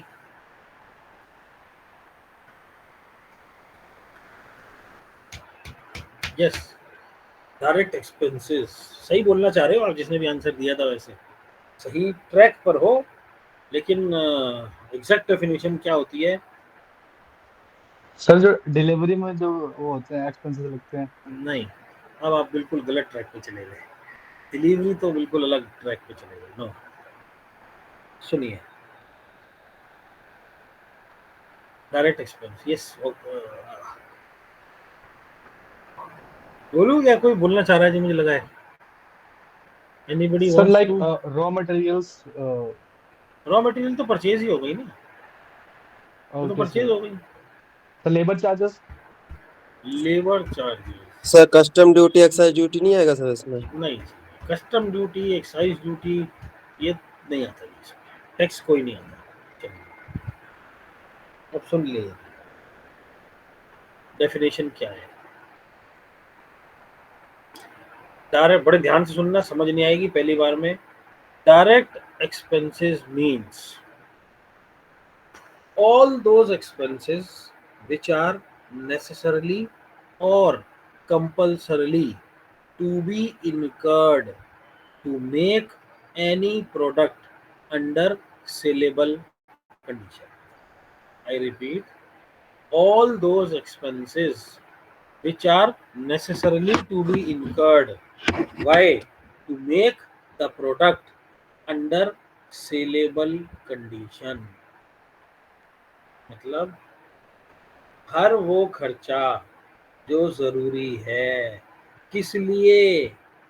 जब तक वो एक्सपेंस होगा नहीं, मेरा प्रोडक्ट, बड़े ध्यान से सुनना जो वर्ड बोलूंगा, मेरा प्रोडक्ट बिकने की हालत में नहीं है। बिके या ना बिके उससे मुझे मतलब नहीं है, लेकिन बिकने की कंडीशन में नहीं है, यानी वो इस हालत में नहीं है कि बिक सके अभी, वो वाले खर्चे कहलाते हैं direct expense.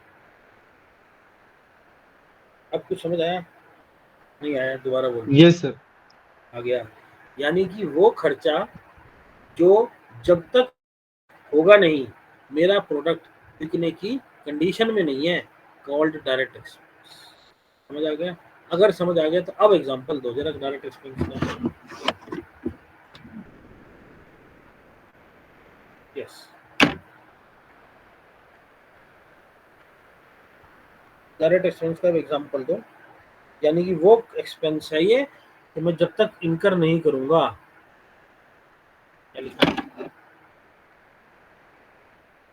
Sir repeat. Sir जैसे मैं आप ट्रैवलिंग का खर्चा हो गया। किसकी सर ट्रेवलिंग? ये भी तो सर ये भी तो कंपलसरी है। आप सामान खरीद के ला रहे हो, ट्रैवलिंग का खर्चा तो लगेगा ही। चांदनी चौक से आने में सर ट्रैवल का खर्चा तो होगा ही सर। Very good. और यानी आप जो इसको इसको इसको इसको एम्प्लॉय इसको रखे हुए। एक सेकंड में एक एक करके आंसर देता हूँ। आपने जो इसको बोला वर्ड ट्रेवलिंग का खर्चा, चांदनी चौक से मेरी शॉप जनकपुरी में थी वहां तक लाने का खर्चा, वेरी गुड। इसको ट्रेवलिंग एक्सपेंस नहीं बोलते, इसको अकाउंट्स में क्या बोलते हैं, एक स्पेशल नाम है इसका, किसी को आइडिया है? सर पता नहीं। No sir. इसको बोलते हैं कार्टेज इनवर्ड या फ्रेट इनवर्ड। वो एक्सपेंस जो मैंने गुड्स परचेज करे और अपने प्रेमाइसिस तक लाने के लिए खर्चा हुआ, वो ट्रैवलिंग नहीं होता। ट्रैवलिंग तो ये है कि आप कहीं बाहर गए, बैंक तक गए, या किसी क्लाइंट से मिलने गए, या किसी मीटिंग में गए, तो जो खर्चा हो गया वो ट्रैवलिंग हो गया या कन्वेंस हो गया, ठीक है। लेकिन ये क्या कहलाता है, इसकी टेक्निकल टर्म है कार्टेज इनवर्ड या फ्रेट इनवर्ड, कुछ भी कहते हैं, ठीक है। Yes, this is direct expense for me, क्योंकि जब तक मैं ये खर्चा करूंगा नहीं, मेरा सामान मेरी शॉप पे नहीं आया, तो बिकने की हालत में कैसे होगा। Very good. इसके अलावा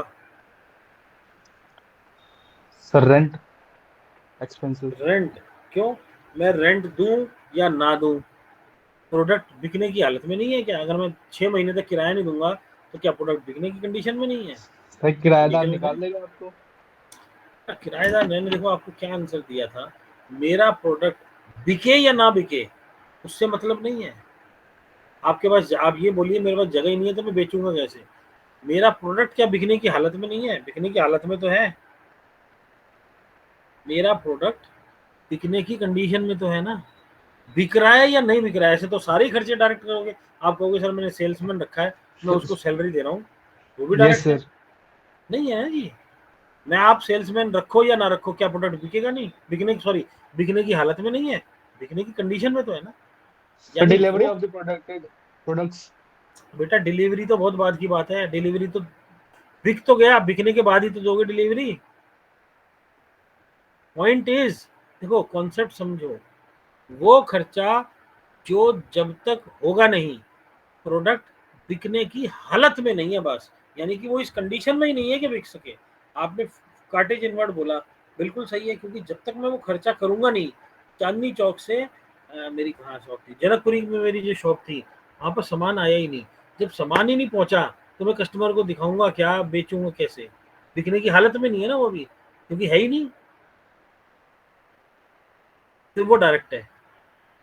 लेकिन ये कैसे डायरेक्ट है, मैं सेल्समैन को सैलरी दूं या ना दूं, सामान तो मेरा बिकने की हालत में है ना, बिक ही तो नहीं रहा, वो अलग बात है नहीं बिक रहा, क्योंकि सेल्समैन मैंने रखा ही नहीं हुआ, मैंने बिजली का बिल नहीं दिया, लाइट ही नहीं है, तो कस्टमर देखेगा कहाँ से? बट डायरेक्ट नहीं है, क्योंकि कंडीशन में तो है ना बिकने की, बिक नहीं रहा, that is a separate issue. अब समझ आया? Sir raw material. Raw material तो परचेज हो गई, फिर आपने रॉ मटेरियल बोला, अभी किसी ने पहले भी बोला था, रॉ मटेरियल तो परचेज हो गई, वो तो है ही नहीं। हो गया कि क्या चीज जी? सर जैसे कोई रेजिन का बिजनेस करता है तो वो अपना रेजिन का मटेरियल ले आता है। अच्छा, आपकी आवाज थोड़ी इको में जा रही है, कुछ नहीं समझ आ रहा। सर अब आ रही है? बिल्कुल सही आ रही है, बोलिए। सर जैसे कोई रेजिन का बिजनेस करता है तो वो रेजिन का सारा जो उनसे रॉ मटेरियल है वो ले आता है। अगर वो बना के बिना बनाए, यानी लिक्विड तो बेच नहीं सकता, बिना बनाए नहीं बेचेगा तब तक। बिना बनाए नहीं बेचेगा तब तक, यानी रेजिन का जो उनसे स्टॉक आता है ना, वो लिक्विड वगैरह होता है, उसको बनाना पड़ेगा, यानी की बना के या फिर कोई मोल्ड ग्लास वगैरह बना के जब तक नहीं बेचेगा तब तक नहीं बिकेगा वो। सर अगर आप मिट्टी का बर्तन बेच रहे हो तो आप मिट्टी खरीद के लाओगे ना, रॉ मटेरियल हो गया ना वो तो बिल्कुल हो गया। कंपलसरी है। अरे बेटा आप मेरी बात नहीं समझ रहे, अभी मैं तो ट्रेडिंग की बात कर रहा हूँ ना, मैं तो अभी इस केस पे आए नहीं जो आप अब दोनों, आप जो दोनों बात कर रहे हो, अभी तो मैं सेकंड केस पे आऊंगा। मैंने क्या कहा, मेरी स्टेशनरी की छोटी सी शॉप है, बस मैं तो ओके अभी सर, उसी इस उस एग्जांपल एग्जाम्पल में पे चल और रहा कुछ नहीं दिख रहा सर। हूँ, मैं अभी उसी एग्जाम्पल पे चल रहा हूँ। इस ओके केस सर, में इस मेरा एग्जांपल में एक ही दिख रहा सर। बस एक ही है। अब मेरी सुन लीजिए, बिल्कुल सही सही है आप दोनों, अब मेरी सुन लीजिए। मैं दोबारा डायरेक्ट एक्सपेंस की डेफिनेशन बोल देता हूँ, क्योंकि ये समझना बड़ा इंपॉर्टेंट कॉन्सेप्ट है।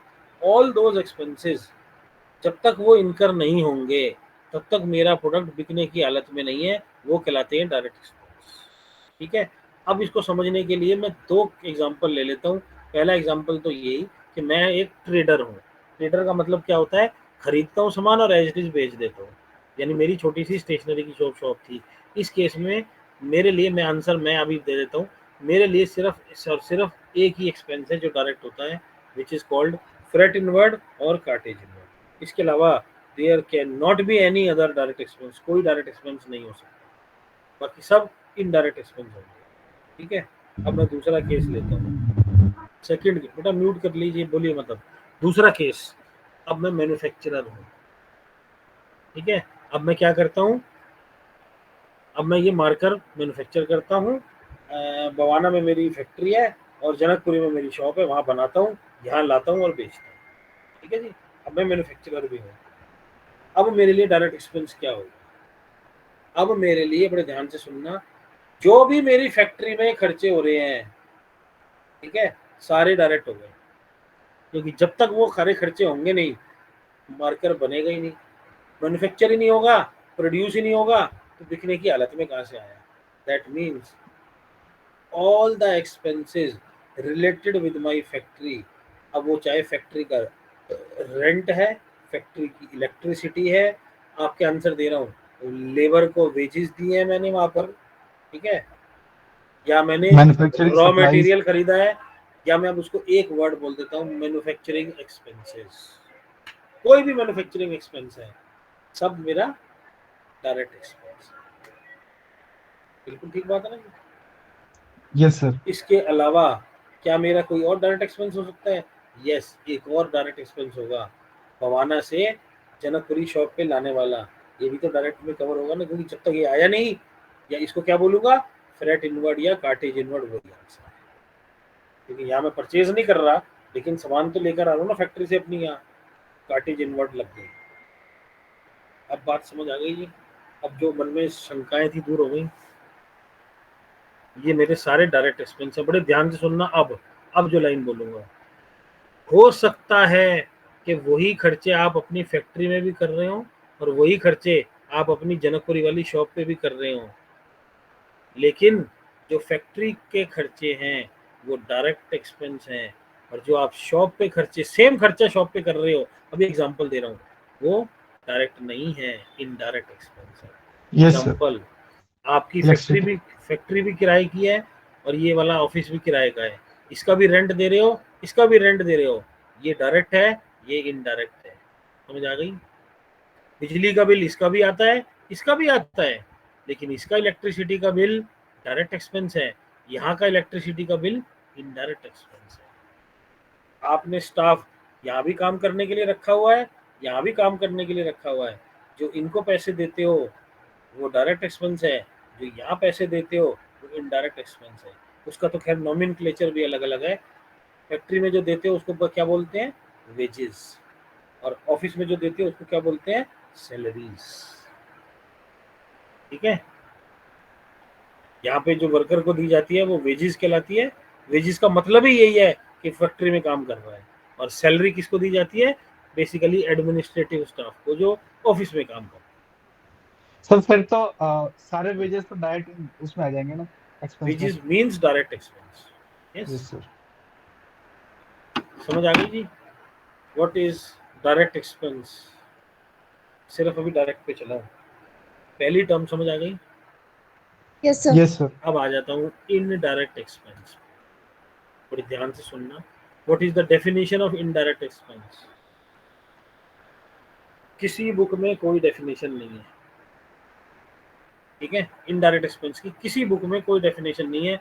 जहां भी मिलेगी डेफिनेशन, सिर्फ एक डेफिनेशन है, या एक लाइन लिखी होती है, क्या? all those expenses which are not direct in nature are called indirect expenses. Yes sir. I reciprocal.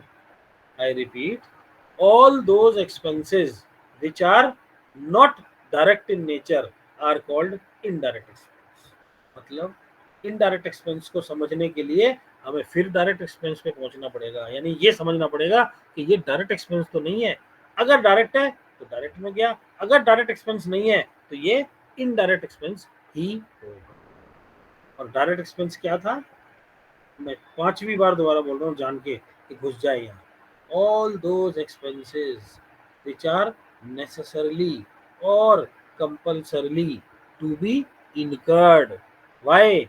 To make any product under saleable condition. इसके अलावा सारे खर्चे इनडायरेक्ट। एग्जाम्पल ऑफिस की इलेक्ट्रिसिटी, जो आपकी चलो इसके लिए 2 में डिवाइड करने की जरूरत ही नहीं है। ऑफिस में जो आपने स्टाफ रखा है उसको सैलरी दे रहे हो, उसको आप हर रोज बैंक भेजते हो या कहीं भी भेजते हो, उसको कन्वेंस देते हो, ठीक है। ऑफिस का बिजली का बिल आता है, ऑफिस का पानी का बिल आता है, प्रिंटिंग एंड स्टेशनरी का एक्सपेंस होता है, तो आप कोई स्टैम्प पैड कुछ भी स्टैम्प वगैरह खरीदते हो, किसी को स्पीड पोस्ट करते हो, कुछ कुरियर करते हो, किसी को बिल भेजते हो, कुछ भी करते हो, प्रिंटिंग एंड स्टेशनरी, ठीक है। ये सब क्या है? इनडायरेक्ट एक्सपेंस है। क्लियर? Rent sir. दे रहे हो, ऑफिस का रेंट दे रहे हो, इनडायरेक्ट एक्सपेंस। इनडायरेक्ट एक्सपेंस समझ आ गया? तीसरे पे आऊं, सबसे इंपॉर्टेंट नहीं, तीसरी टर्मिनोलॉजी क्या है? Indirect income. Indirect income. अब सवाल आता है जी, इनडायरेक्ट इनकम क्या होती है? इनडायरेक्ट, क्योंकि डायरेक्ट इनकम कुछ नहीं है, ठीक है जी। Indirect income means, indirect income का मतलब those incomes earning of which is not our main task। यानी ऐसी इनकम जो हमें हो तो रही है लेकिन उसको अर्न करना, उसको कमाना हमारा मेन बिजनेस नहीं, वो क्या कहलाती है? Indirect income. Example, saving bank का इंटरेस्ट। आप बिजनेस कर रहे हो, आपने कुछ प्रॉफिट अर्न करा, ठीक है, प्रॉफिट आ गया, उसको आपने अपने सेविंग अकाउंट में जमा करा दिए पैसे। अब सेविंग अकाउंट में जमा करा दिए तो वो saving bank interest, saving account पे इंटरेस्ट भी मिलता है, अब आपको उस पर इंटरेस्ट भी मिल गया, वो भी तो आपकी इनकम है जो इंटरेस्ट मिला। लेकिन क्या इंटरेस्ट को अर्न करना आपका मेन बिजनेस है? नहीं। तो क्या है ये? Indirect income. समझ आ गई? एक और बेस्ट एग्जांपल देता हूँ। आप की स्टेशनरी की शॉप थी, चलो छोटी सी, जो जनकपुरी में थी। आपको लगा कि भाई ये जगह तो मेरे लिए ज़्यादा है, मेरा तो इससे आधी स्पेस में काम हो जाएगा। आपने क्या करा? एक शेड डाली, उसको किराए पे दी। अब आपको रेंटल इनकम आनी शुरू हो गई।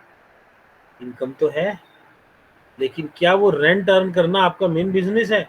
नहीं जी, मेरा मेन बिजनेस तो स्टेशनरी का है, लेकिन इनकम तो आ रही है, कौन सी? Indirect income. समझ आ गई थी बात? Yes, sir. आपने एफडी में पैसे लगाए, इन्वेस्टमेंट करी, आपको एफडी पे इंटरेस्ट आ रहा है। आपने शेयर मार्केट में पैसे लगाए, वहां से आपको इनकम आ रही है। आपने अपने फ्रेंड, ध्यान से सुन, मैं बहुत सारे एग्जांपल दे सकता हूँ। आपने अपने फ्रेंड को लोन दिया, आपने अपने किसी रिलेटिव को लोन दिया, वो आपको इंटरेस्ट दे रहा है। क्या है ये सर? Indirect income. यस, कोई कुछ पूछना चाह रहा था, बोलिए। किसी ने भी हैंड रेज करा था?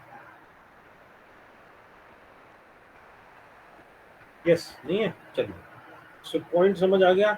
Indirect income means those incomes the earning of which is not the main course of business। मेरा बिजनेस वो इनकम अर्न करना नहीं है, लेकिन फिर भी मुझे हो रही है, तो ऑब्वियसली रिकॉर्ड तो करनी पड़ेगी। बात समझ आ गई है?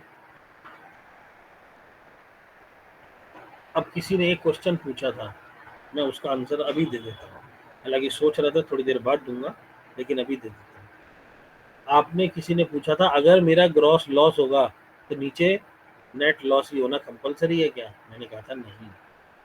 ऊपर आपका ग्रॉस लॉस है 200 रुपीज, ठीक है, ग्रॉस लॉस है 200 रुपीज। नीचे प्रॉफिट एंड लॉस में क्या आता है? इनडायरेक्ट एक्सपेंस और इनडायरेक्ट इनकम। मान लीजिए आपका इनडायरेक्ट एक्सपेंस 100 रुपये और है, तो आपका आपका नेट लॉस कितना हो गया? 300 रुपये। 200 रुपये ग्रॉस लॉस है, 100 रुपये के इनडायरेक्ट एक्सपेंस है, तो नेट लॉस कितना हो गया? 300। लेकिन अगर आपकी जो इनडायरेक्ट इनकम है वो 500 रुपए की है, 200 का प्रॉफिट हो गया। 200 का ना प्रॉफिट वर्ड यूज नहीं करिए, अब 200 का नेट प्रॉफिट हो गया। इसका मतलब इट इज नॉट कंपलसरी कि अगर ऊपर ग्रॉस लॉस ही है तो नीचे ग्रॉस सॉरी तो नीचे नेट लॉस ही आएगा। जनरली ऐसा होता है, लेकिन एक्सेप्शनल केसेस में कुछ और भी तो हो सकता है कि आपको इनडायरेक्ट इनकम इतनी आ रही हो जो आपको बिजनेस की इनकम से भी ना आती है। कई बार ऐसा होता है कि मेरा बिजनेस नहीं चल रहा तो मुझे बिजनेस से उतनी इनकम नहीं हो रही जितने की मैंने पैसे इन्वेस्ट कर रखे हैं वहां से इनकम हो रही है। तो अगर इनडायरेक्ट इनकम मेरी ज्यादा है तो रिवर्स केस भी हो सकता है। आगे समझ में? Yes sir. अब बड़े ध्यान से सुनिएगा। सर ये कुछ बिजनेस में ही काउंट होता है सर, क्या चीज? ये सारे लॉसेस और प्रॉफिट जो आ रहा है इनडायरेक्ट से, Obviously, एक्सपेंसेस से। आपको प्रॉफिट एंड लॉस में लिखने हैं ना, आपको ये इनकम हो रही है, इनडायरेक्ट हो चाहे, लेकिन रिकॉर्ड तो करनी पड़ेगी ना। रिकॉर्ड करने के लिए प्रॉफिट और लॉस है ही स्टेटमेंट दो, तो प्रॉफिट एंड लॉस की ओके क्रेडिट सर, साइड में लिखनी पड़ेगी। Okay sir. चलिए अब आगे चलते हैं, आप ध्यान से सुनिएगा, 3 चीजें समझानी है। आपने एक चलिए, आपको डेप्रिसिएशन पता है सबको कि नहीं पता? पहले क्योंकि आप अकाउंट्स बैकग्राउंड के नहीं, बोला था क्या बोला, डेप्रिसिएशन क्या होती है? सबको आइडिया सर है? नहीं नहीं है, पता है। नहीं पता। सर ट्रैवलिंग के टाइम पे जो गुड्स होते हैं उसमें जो बेकार हो जाते हैं उनका। नहीं बेटा नहीं, सर डेप्रिसिएशन ये नहीं होती। Depreciation means reduction in the value of any fixed asset due to normal wear and tear. I repeat, depreciation means reduction in the value of any fixed asset due to normal wear and tear. एक example दे देता हूँ, आप एक नई Mercedes car खरीद के लाए 50 लाख रुपए की, ठीक है? इकोनॉमिक में होता है डेप्रिसिएशन, तो बेटा अकाउंट्स में होता है, कहीं भी हो सकता है वैसे तो प्रैक्टिकल लाइफ में, लेकिन पढ़ाया अकाउंट्स में जाता है बेसिकली, और अकाउंट्स ही पढ़ रहे हो आप तो, ठीक है? यस, भूल गया ना क्या बोला था, क्या लाइन बोली थी कि हाँ, आप एक नई मर्सिडीज कार खरीद के लाए, लेट्स से 50 लाख की, आपने उसको लाके गैराज में खड़ा कर दिया, कवर ढक दिया कि भाई डेंट वेंट ना पड़ जाए, कवर भी ढक दिया उस पर, और गैराज में शटर लगा के बंद कर दिया। 1 हफ्ते तक उसका कवर भी नहीं हटाया, सेल्फ भी नहीं मारा, स्टार्ट भी नहीं करा, शक्ल भी नहीं देखी। 1 हफ्ते के बाद पता नहीं आपको क्या हुआ, आपने कहा मैं इस कार को बेचना चाहता हूँ, ठीक है? क्या वो 50 लाख की बिक जाएगी? No no sir. Sir. No sir. No sir. ज्यादा की बिकेगी, कम की बिकेगी? कम की। ये अभिषेक जी कहाँ से आ गए दोबारा? हैं? सर हम तो ज्वाइन बहुत देर से हैं सर। अच्छा बेटा, मेरी आवाज फिर आपके पास, म्यूट आप म्यूट रखो, मेरे को मेरी आवाज ही सुनाई देती है, इससे समझ नहीं आता मैं क्या बोल रहा हूँ। यस, कम की बिकेगी, वाई? Because of depreciation. यही डेप्रिसिएशन है, normal wear and tear, no reduction in value of fixed asset, किसी भी फिक्स्ड एसेट की वैल्यू कम हो जाना, इसलिए नॉर्मल यूज की वजह से, but irrespective of the fact you have used it और नॉट यूज्ड, आप उसको यूज करो या ना करो, हर फिक्स्ड एसेट की वैल्यू कम हो जाती है, ठीक है? कुछ है जो अप्रिशिएट होते हैं, जैसे लैंड है, ठीक है, बिल्डिंग है, वो अप्रिशिएट होती है सिर्फ, बाकी सब डेप्रिशिएट ही होते हैं। तो ये होती है डेप्रिसिएशन। चलिए वापस आ जाते हैं, हमें समझाना था क्या कुछ। मेरी एक मशीन है, ध्यान से सुनना, जो मैंने फैक्ट्री में इंस्टॉल कर रखी है। मेरा क्या काम था, गवाना में मैन्युफैक्चर की थी, मार्कर मैन्युफैक्चर करता था, उसके लिए मैंने मशीन लगा रखी थी, जो मशीन मेरी फैक्ट्री में इंस्टॉल है। ऑब्वियसली मशीन तो फैक्ट्री में होगी। Now depreciation on that machine, उस मशीन पे डेप्रिसिएशन लगेगी, लेट से 2 लाख रुपए की डेप्रिसिएशन है। That depreciation expense is direct expense और इनडायरेक्ट एक्सपेंस? सोच के आंसर देना। जिसने पढ़ा हुआ है उसके दिमाग में तो बहुत सारी बातें चल रही है, जिसने नहीं पढ़ा हुआ वो फटाफट आंसर दे देगा। यस, बोलिए बोलिए फटाफट। Sir indirect expense. Indirect expense, कोई और आंसर? आई रिपीट, मेरी एक फैक्ट्री में एक मशीन लगी हुई है जिस मशीन से ये मार्कर मैन्युफैक्चर होता है, उस मशीन पर डेप्रिसिएशन चार्ज होगी। ऑब्वियसली हर फिक्स्ड एसेट पर डेप्रिसिएशन लगती है, वो डेप्रिशिएट होगी, उसकी वैल्यू कम होगी। वो डेप्रिसिएशन का एक्सपेंस डायरेक्ट एक्सपेंस होगा या इनडायरेक्ट एक्सपेंस होगा? एक आंसर आया इनडायरेक्ट, जिसने, चलो अभी आगे नहीं बोलता। कोई डायरेक्ट वाला है? कोई तो आंसर हो सकते हैं, या तो डायरेक्ट होगा या इनडायरेक्ट होगा। कोई सही तो होगा ही होगा। सर ये 400 तब लगे ना जब हमें बेचना हो, हमें तो उसे इस्तेमाल करते रहना है। Depreciation would be charge every year, हर साल डेप्रिसिएशन चार्ज करते हैं जी हर फिक्स्ड एसेट में। मैंने ये कब कहा आपने? ये किसने कहा कि आप जब बेचोगे तब लगेगा?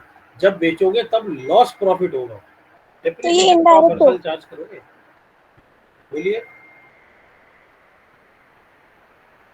इनडायरेक्ट, कोई डायरेक्ट यस वाला सर, नहीं है। इनडायरेक्ट, इनडायरेक्ट होगा सर। कोई डायरेक्ट वाला नहीं है। क्यों भाई, क्यों नहीं है? मैंने अभी जो आपको पढ़ाया, मैंने अभी जो आपको बताया, मैंने क्या बताया? कोई भी एक्सपेंस जो मेरी फैक्ट्री से रिलेटेड है वो डायरेक्ट एक्सपेंस होता है। तो क्यों नहीं होगा डायरेक्ट एक्सपेंस? अब आप बताइए पहले तो मुझे। यस,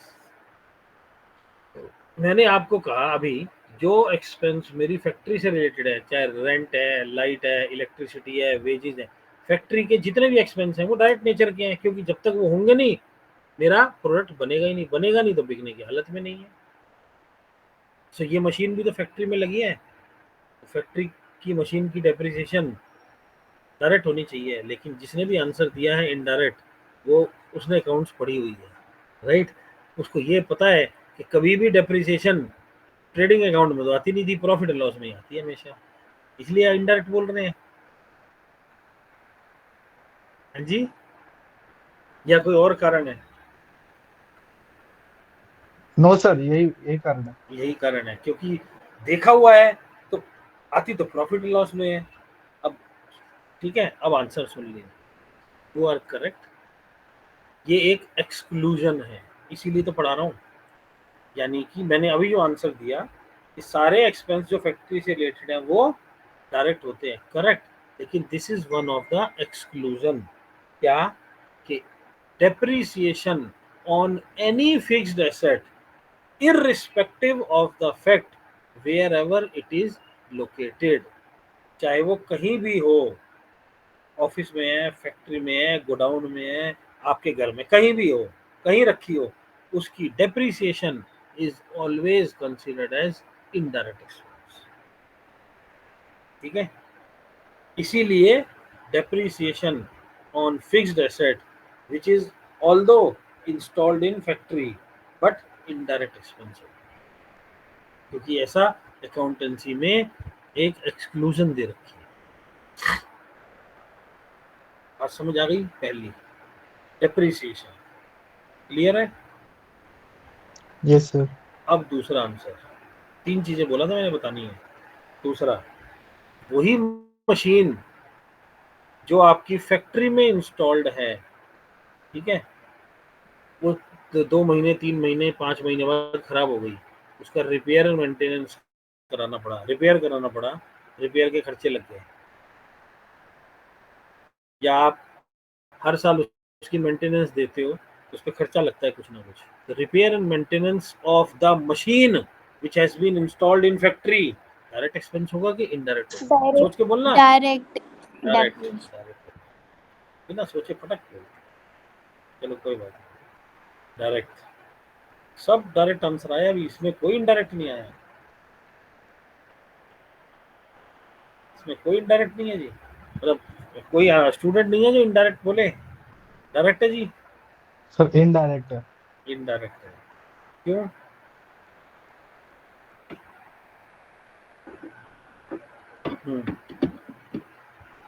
चलिए मैं आंसर दे देता हूँ, ज्यादा आगे नहीं चलता। Repair and maintenance on any machinery irrespective, same answer है इसका, irrespective of the fact wherever it is located is always considered as indirect expense. Repair and maintenance कभी भी डायरेक्ट, जिसने पढ़ा है कभी भी ट्रेडिंग अकाउंट में देखी है क्या? कभी नहीं। Repair and maintenance expense is always my indirect expense. क्यों? क्योंकि ये भी एक एक्सक्लूजन है। तभी तो बता रहा हूँ ना जी, जो 2-4 चीजें अलग से पढ़ा बतानी है तभी तो बता रहा हूँ। बाकी सबके लिए तो वही रूल है, सब डायरेक्ट या इनडायरेक्ट की डेफिनेशन जो है उसी में कवर हो जाता है। कुछ चीजें डिफरेंट है, वही डिफरेंट चीजें बता रहा हूँ। समझ आ गई? डेप्रिसिएशन इनडायरेक्ट मानी जाएगी, रिपेयर एंड मेंटेनेंस इनडायरेक्ट माना जाएगा। क्लियर? तो तीसरे पे चलो। यस, नहीं चलो, क्या क्लियर नहीं है फिर ये बताओ। सर एक्सक्लूजन मतलब क्या होता है? एक्सक्लूजन का मतलब मैंने आपको भी एक डेफिनेशन ये एक्सेप्शन। बताई। Exception, yes obviously okay sir, exception. Okay exception sir. कि ये एक्सक्लूजन मतलब एक्सक्लूड करे जाते हैं ये उस डेफिनेशन में से, तभी तो ये इनडायरेक्ट मान रहे हैं। ठीक है, तो पहला depreciation on any fixed asset, चाहे वो फैक्ट्री में ही लगी है लेकिन उसकी डेप्रिसिएशन इनडायरेक्ट एक्सपेंस होगी। कोई भी मशीन चाहे फैक्ट्री में लगी है उसकी रिपेयर एंड मेंटेनेंस भी हमेशा इनडायरेक्ट एक्सपेंस मानी जाएगी। ठीक है जी। अब तीसरा, ध्यान से सुनना।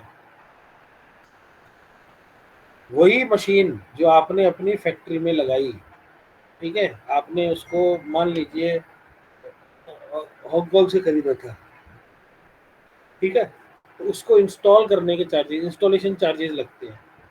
रशिया से खरीदी थी तो मान लीजिए ऐसी मशीन है कि जब तक रशिया से बंदा नहीं आएगा वो इंस्टॉल करेंगे, कोई इंडियन कर नहीं सकता, इंस्टॉलेशन चार्जेस लगे।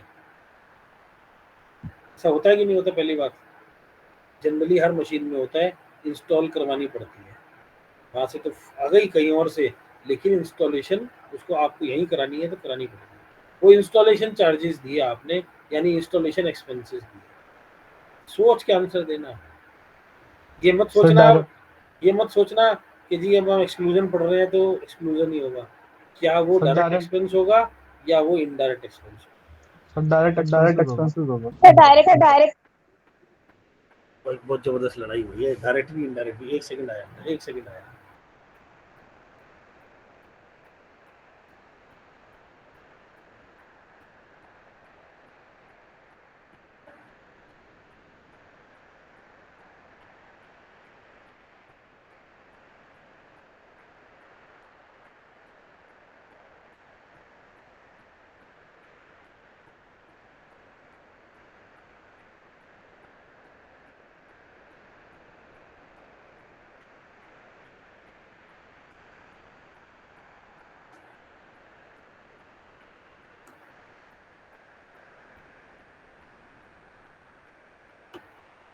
यस, हाँ जी। डायरेक्ट होगा कि इनडायरेक्ट होगा? डायरेक्ट वाले, डायरेक्ट वाले कितने हैं? चलो 1 2 2 हैं, चलिए। और बाकी सारे इनडायरेक्ट वाले हैं या बाकी साइलेंट है? Sir indirect. चलिए इनडायरेक्ट होगा। अब मेरी सुन लीजिए आंसर, बड़े ध्यान से सुनिएगा। Installation expense is neither direct expense nor indirect expense.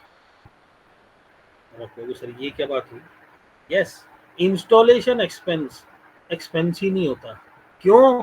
Installation expense is always added in the cost of the asset. क्यों? क्योंकि जब तक वो इंस्टॉलेशन का एक्सपेंस नहीं होगा तब तक वो एसेट बेकार है। तो जब तक वो खर्चा नहीं होगा तब तक एसेट ही बेकार है। तो रूल क्या रखा गया कि वो इंस्टॉलेशन एक्सपेंस उसकी कॉस्ट में जोड़ दिया जाए। यानी कि अगर आपने 10 लाख की मशीनरी खरीदी थी और 50,000 इंस्टॉलेशन एक्सपेंस दिए तो 10,50,000 is cost of machine. It is neither direct expense nor indirect expense. वो फिक्स्ड एसेट की वैल्यू में ही जुड़ जाता है। बात समझ आ गई? एग्जांपल दूं बहुत बढ़िया सा आपको, ऐसे नहीं समझ आया होगा तो। आपने एक नई गाड़ी खरीदी थी, एक 20 लाख रुपए यस की सर, गाड़ी, मर्सिडीज। 20 लाख रुपए की गाड़ी खरीदी। चलो आप मर्सिडीज ही खरीदो, ठीक है। आप जब गाड़ी खरीदते हो तो शोरूम से ही उसमें कुछ एसेसरी लगवा लेते हो, 2-4 लाख रुपए की एसेसरी लगवा ली, स्टीरियो चेंज करा लिया, वुडन लाइटिंग करा ली, जो भी कराया, ठीक है। अब आप क्या यस सर। कहते हो कि मैंने वो गाड़ी 20 लाख की खरीदी या वो गाड़ी 22 लाख की खरीदी? 22। 22 लाख। 22 लाख की ना। Why? It is added in the cost of asset, क्योंकि उसी टाइम वो खर्चा करना है। तो similarly installation expense is not an expense, it is part of the cost of asset, उसी में सर ऐड हो 1 महीने बाद खर्चा किया तो? तो मर्जी करो। इंस्टॉलेशन एक्सपेंस इज, क्योंकि पॉइंट क्या है, जब तक वो खर्चा नहीं करा, आपकी मशीन चालू नहीं हुई, अगर चालू हो चुकी उसके बाद खर्चा कर रहे हो तो वो कभी इंस्टॉलेशन एक्सपेंस हो ही नहीं सकता, ओके सर। ठीक है ना। जब तक वो इंस्टॉलेशन का खर्चा नहीं करा तब तक वो मशीन चालू नहीं हुई, तब तो वो कॉस्ट का पार्ट है। अदरवाइज अगर मशीन चालू हो गई उसके बाद करा तो फिर तो रिपेयर करवा रहे हो ना, फिर वो इंस्टॉलेशन नहीं है। बात समझ आ गई? आप यस चाहे सर। उसको 3 महीने बाद कराओ चाहे 6 महीने बाद कराओ, हो सकता है आपने मशीन खरीद के रख ली क्योंकि सस्ती पड़ रही है, आपने चलाना उसको 1 साल बाद है, तो 1 साल बाद इंस्टॉलेशन एक्सपेंस दो, लेकिन उस 1 साल में मशीन चालू नहीं होनी चाहिए। अगर चालू हो गई तो फिर वो इंस्टॉलेशन एक्सपेंस नहीं होगा। चलिए वापिस आ जाएं। अब हमें एक मोटा सा आइडिया मिल गया ट्रेडिंग अकाउंट क्या होता है, मोटा सा आइडिया मिल गया प्रॉफिट एंड लॉस अकाउंट क्या होता है। 5-7 मिनट लगाता हूँ सिर्फ बैलेंस शीट के ऊपर, क्वेश्चन तो आज मैं नहीं करवा पाऊंगा। What is balance sheet? Balance sheet means position statement. Position statement means एक ऐसी स्टेटमेंट जो मेरे मीन्स बिजनेस के एसेट्स और लाइबिलिटीज को डिपिक्ट करती है, बताती है कि कितने एसेट्स हैं या कितनी लाइबिलिटीज हैं, ठीक है। मैंने एक इक्वेशन आपको लिखवाई थी कल, asset is equal to capital plus liability. मैं उसी पे एग्जांपल दे देता हूँ। एसेट एक तरफ आता है, कैपिटल और लाइबिलिटी दोनों दूसरी तरफ आती है। यहाँ डेबिट क्रेडिट नहीं होता कभी बैलेंस शीट में, बाकी हर जगह ट्रेडिंग अकाउंट में भी डेबिट क्रेडिट है, प्रॉफिट एंड लॉस में भी डेबिट क्रेडिट है, लेकिन बैलेंस शीट के ऊपर कभी भी भूल के डेबिट या क्रेडिट वर्ड मत लिख देना, ठीक है। वो पोजीशन स्टेटमेंट है। अगर बात करें तो राइट साइड यानी कि जो इधर क्रेडिट साइड है वो क्या कहलाती है? Asset side. और जो ये वाली साइड है लेफ्ट साइड यानी डेबिट साइड, बोल रहा हूँ डेबिट साइड लिखना नहीं, ये लेफ्ट साइड जो है ये होती है कैपिटल प्लस लाइबिलिटी। फिक्स है, इधर एसेट आएगा इधर कैपिटल और लाइबिलिटी आएगी, ठीक है। अब मैं दोबारा बता रहा हूँ एसेट्स क्या होते हैं। Assets means all those things which are owned or purchased by business and the benefit of which is derived in future course of time. Example: land, building, plant and machinery. ध्यान से सुनते जाना। Investment, loans and advances given. मैं कुछ नहीं छोड़ूंगा sir, repeat again, एक ही बार कर रहा हूँ, दोबारा ऐसे रिपीट कर देता हूँ जी। Assets, land, building, plant and machinery, motor vehicle, ठीक है। इन्वेस्टमेंट्स, इन्वेस्टमेंट मीन्स किसी दूसरी कंपनी के शेयर में पैसे लगाए, एफडी में पैसे लगाए, ये इन्वेस्टमेंट है। लोन्स एंड एडवांसेस गिवन, किसी को आपने लोन दिया अपने फ्रेंड को, रिलेटिव को, ये भी एसेट है, लेना है ना, एसेट है, ठीक है। उसके बाद stock, debtors, bills receivable, cash in hand, bank balance, ये सब एसेट्स हैं। यस, पूछना है कुछ बोलिए।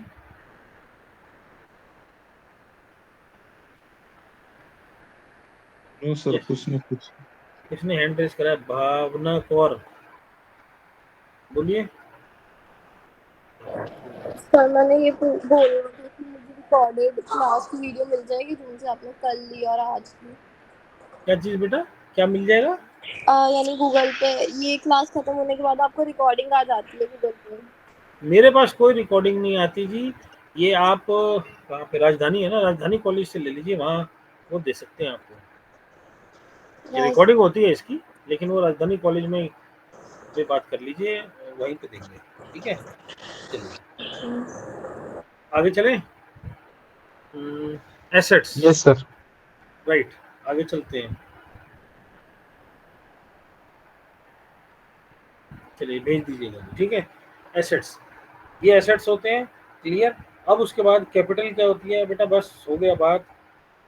कैसे as live capital, capital means that amount which has been invested by businessman to start the business or to expand the business।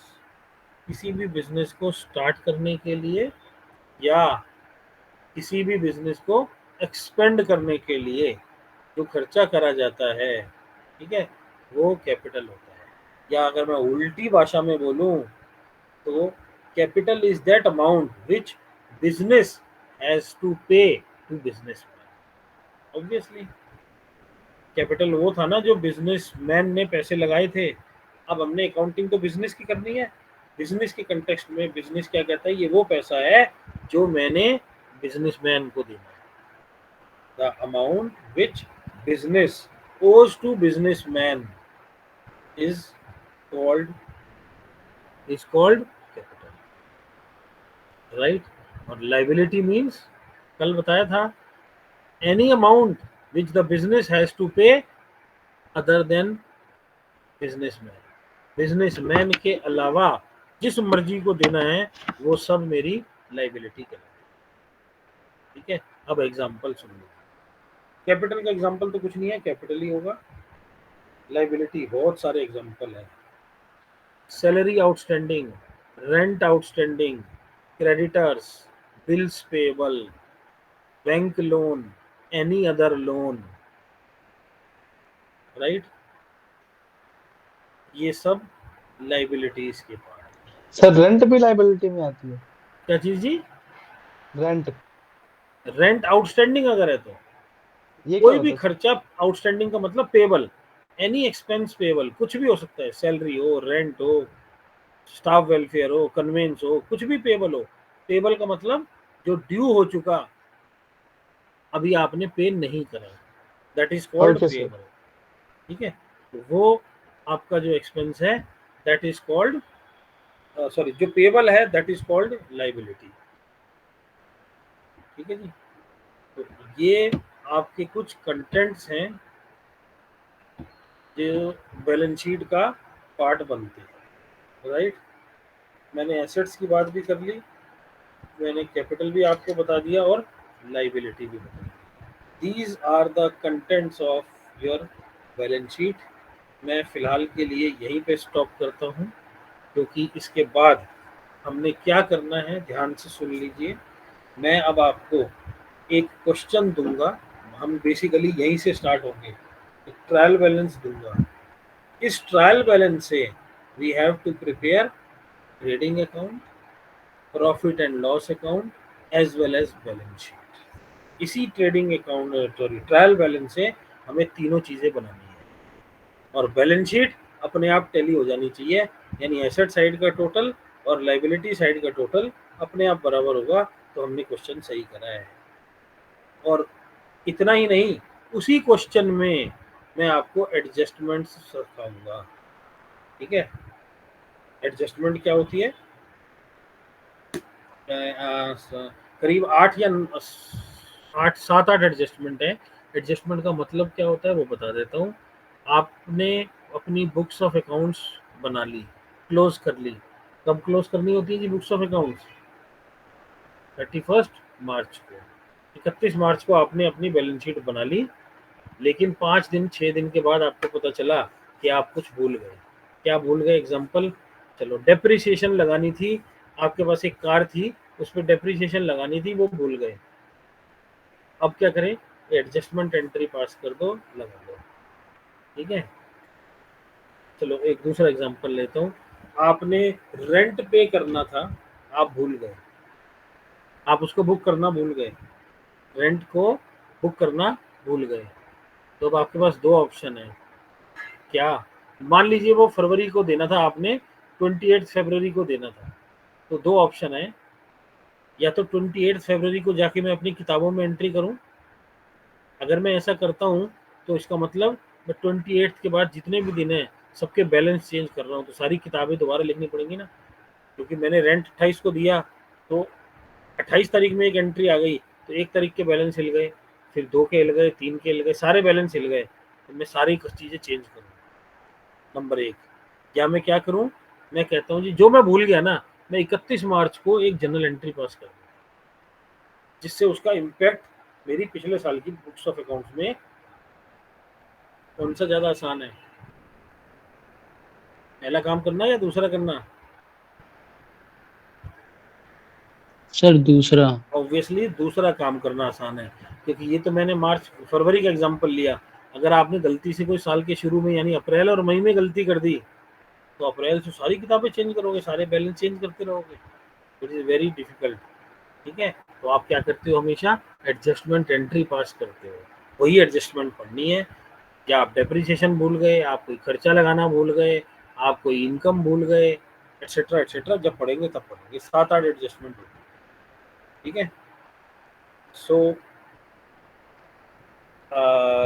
With this मैं फिलहाल के लिए फुल स्टॉप लगा रहा हूँ। If you have any question please ask me, otherwise मैं बंद कर। यस,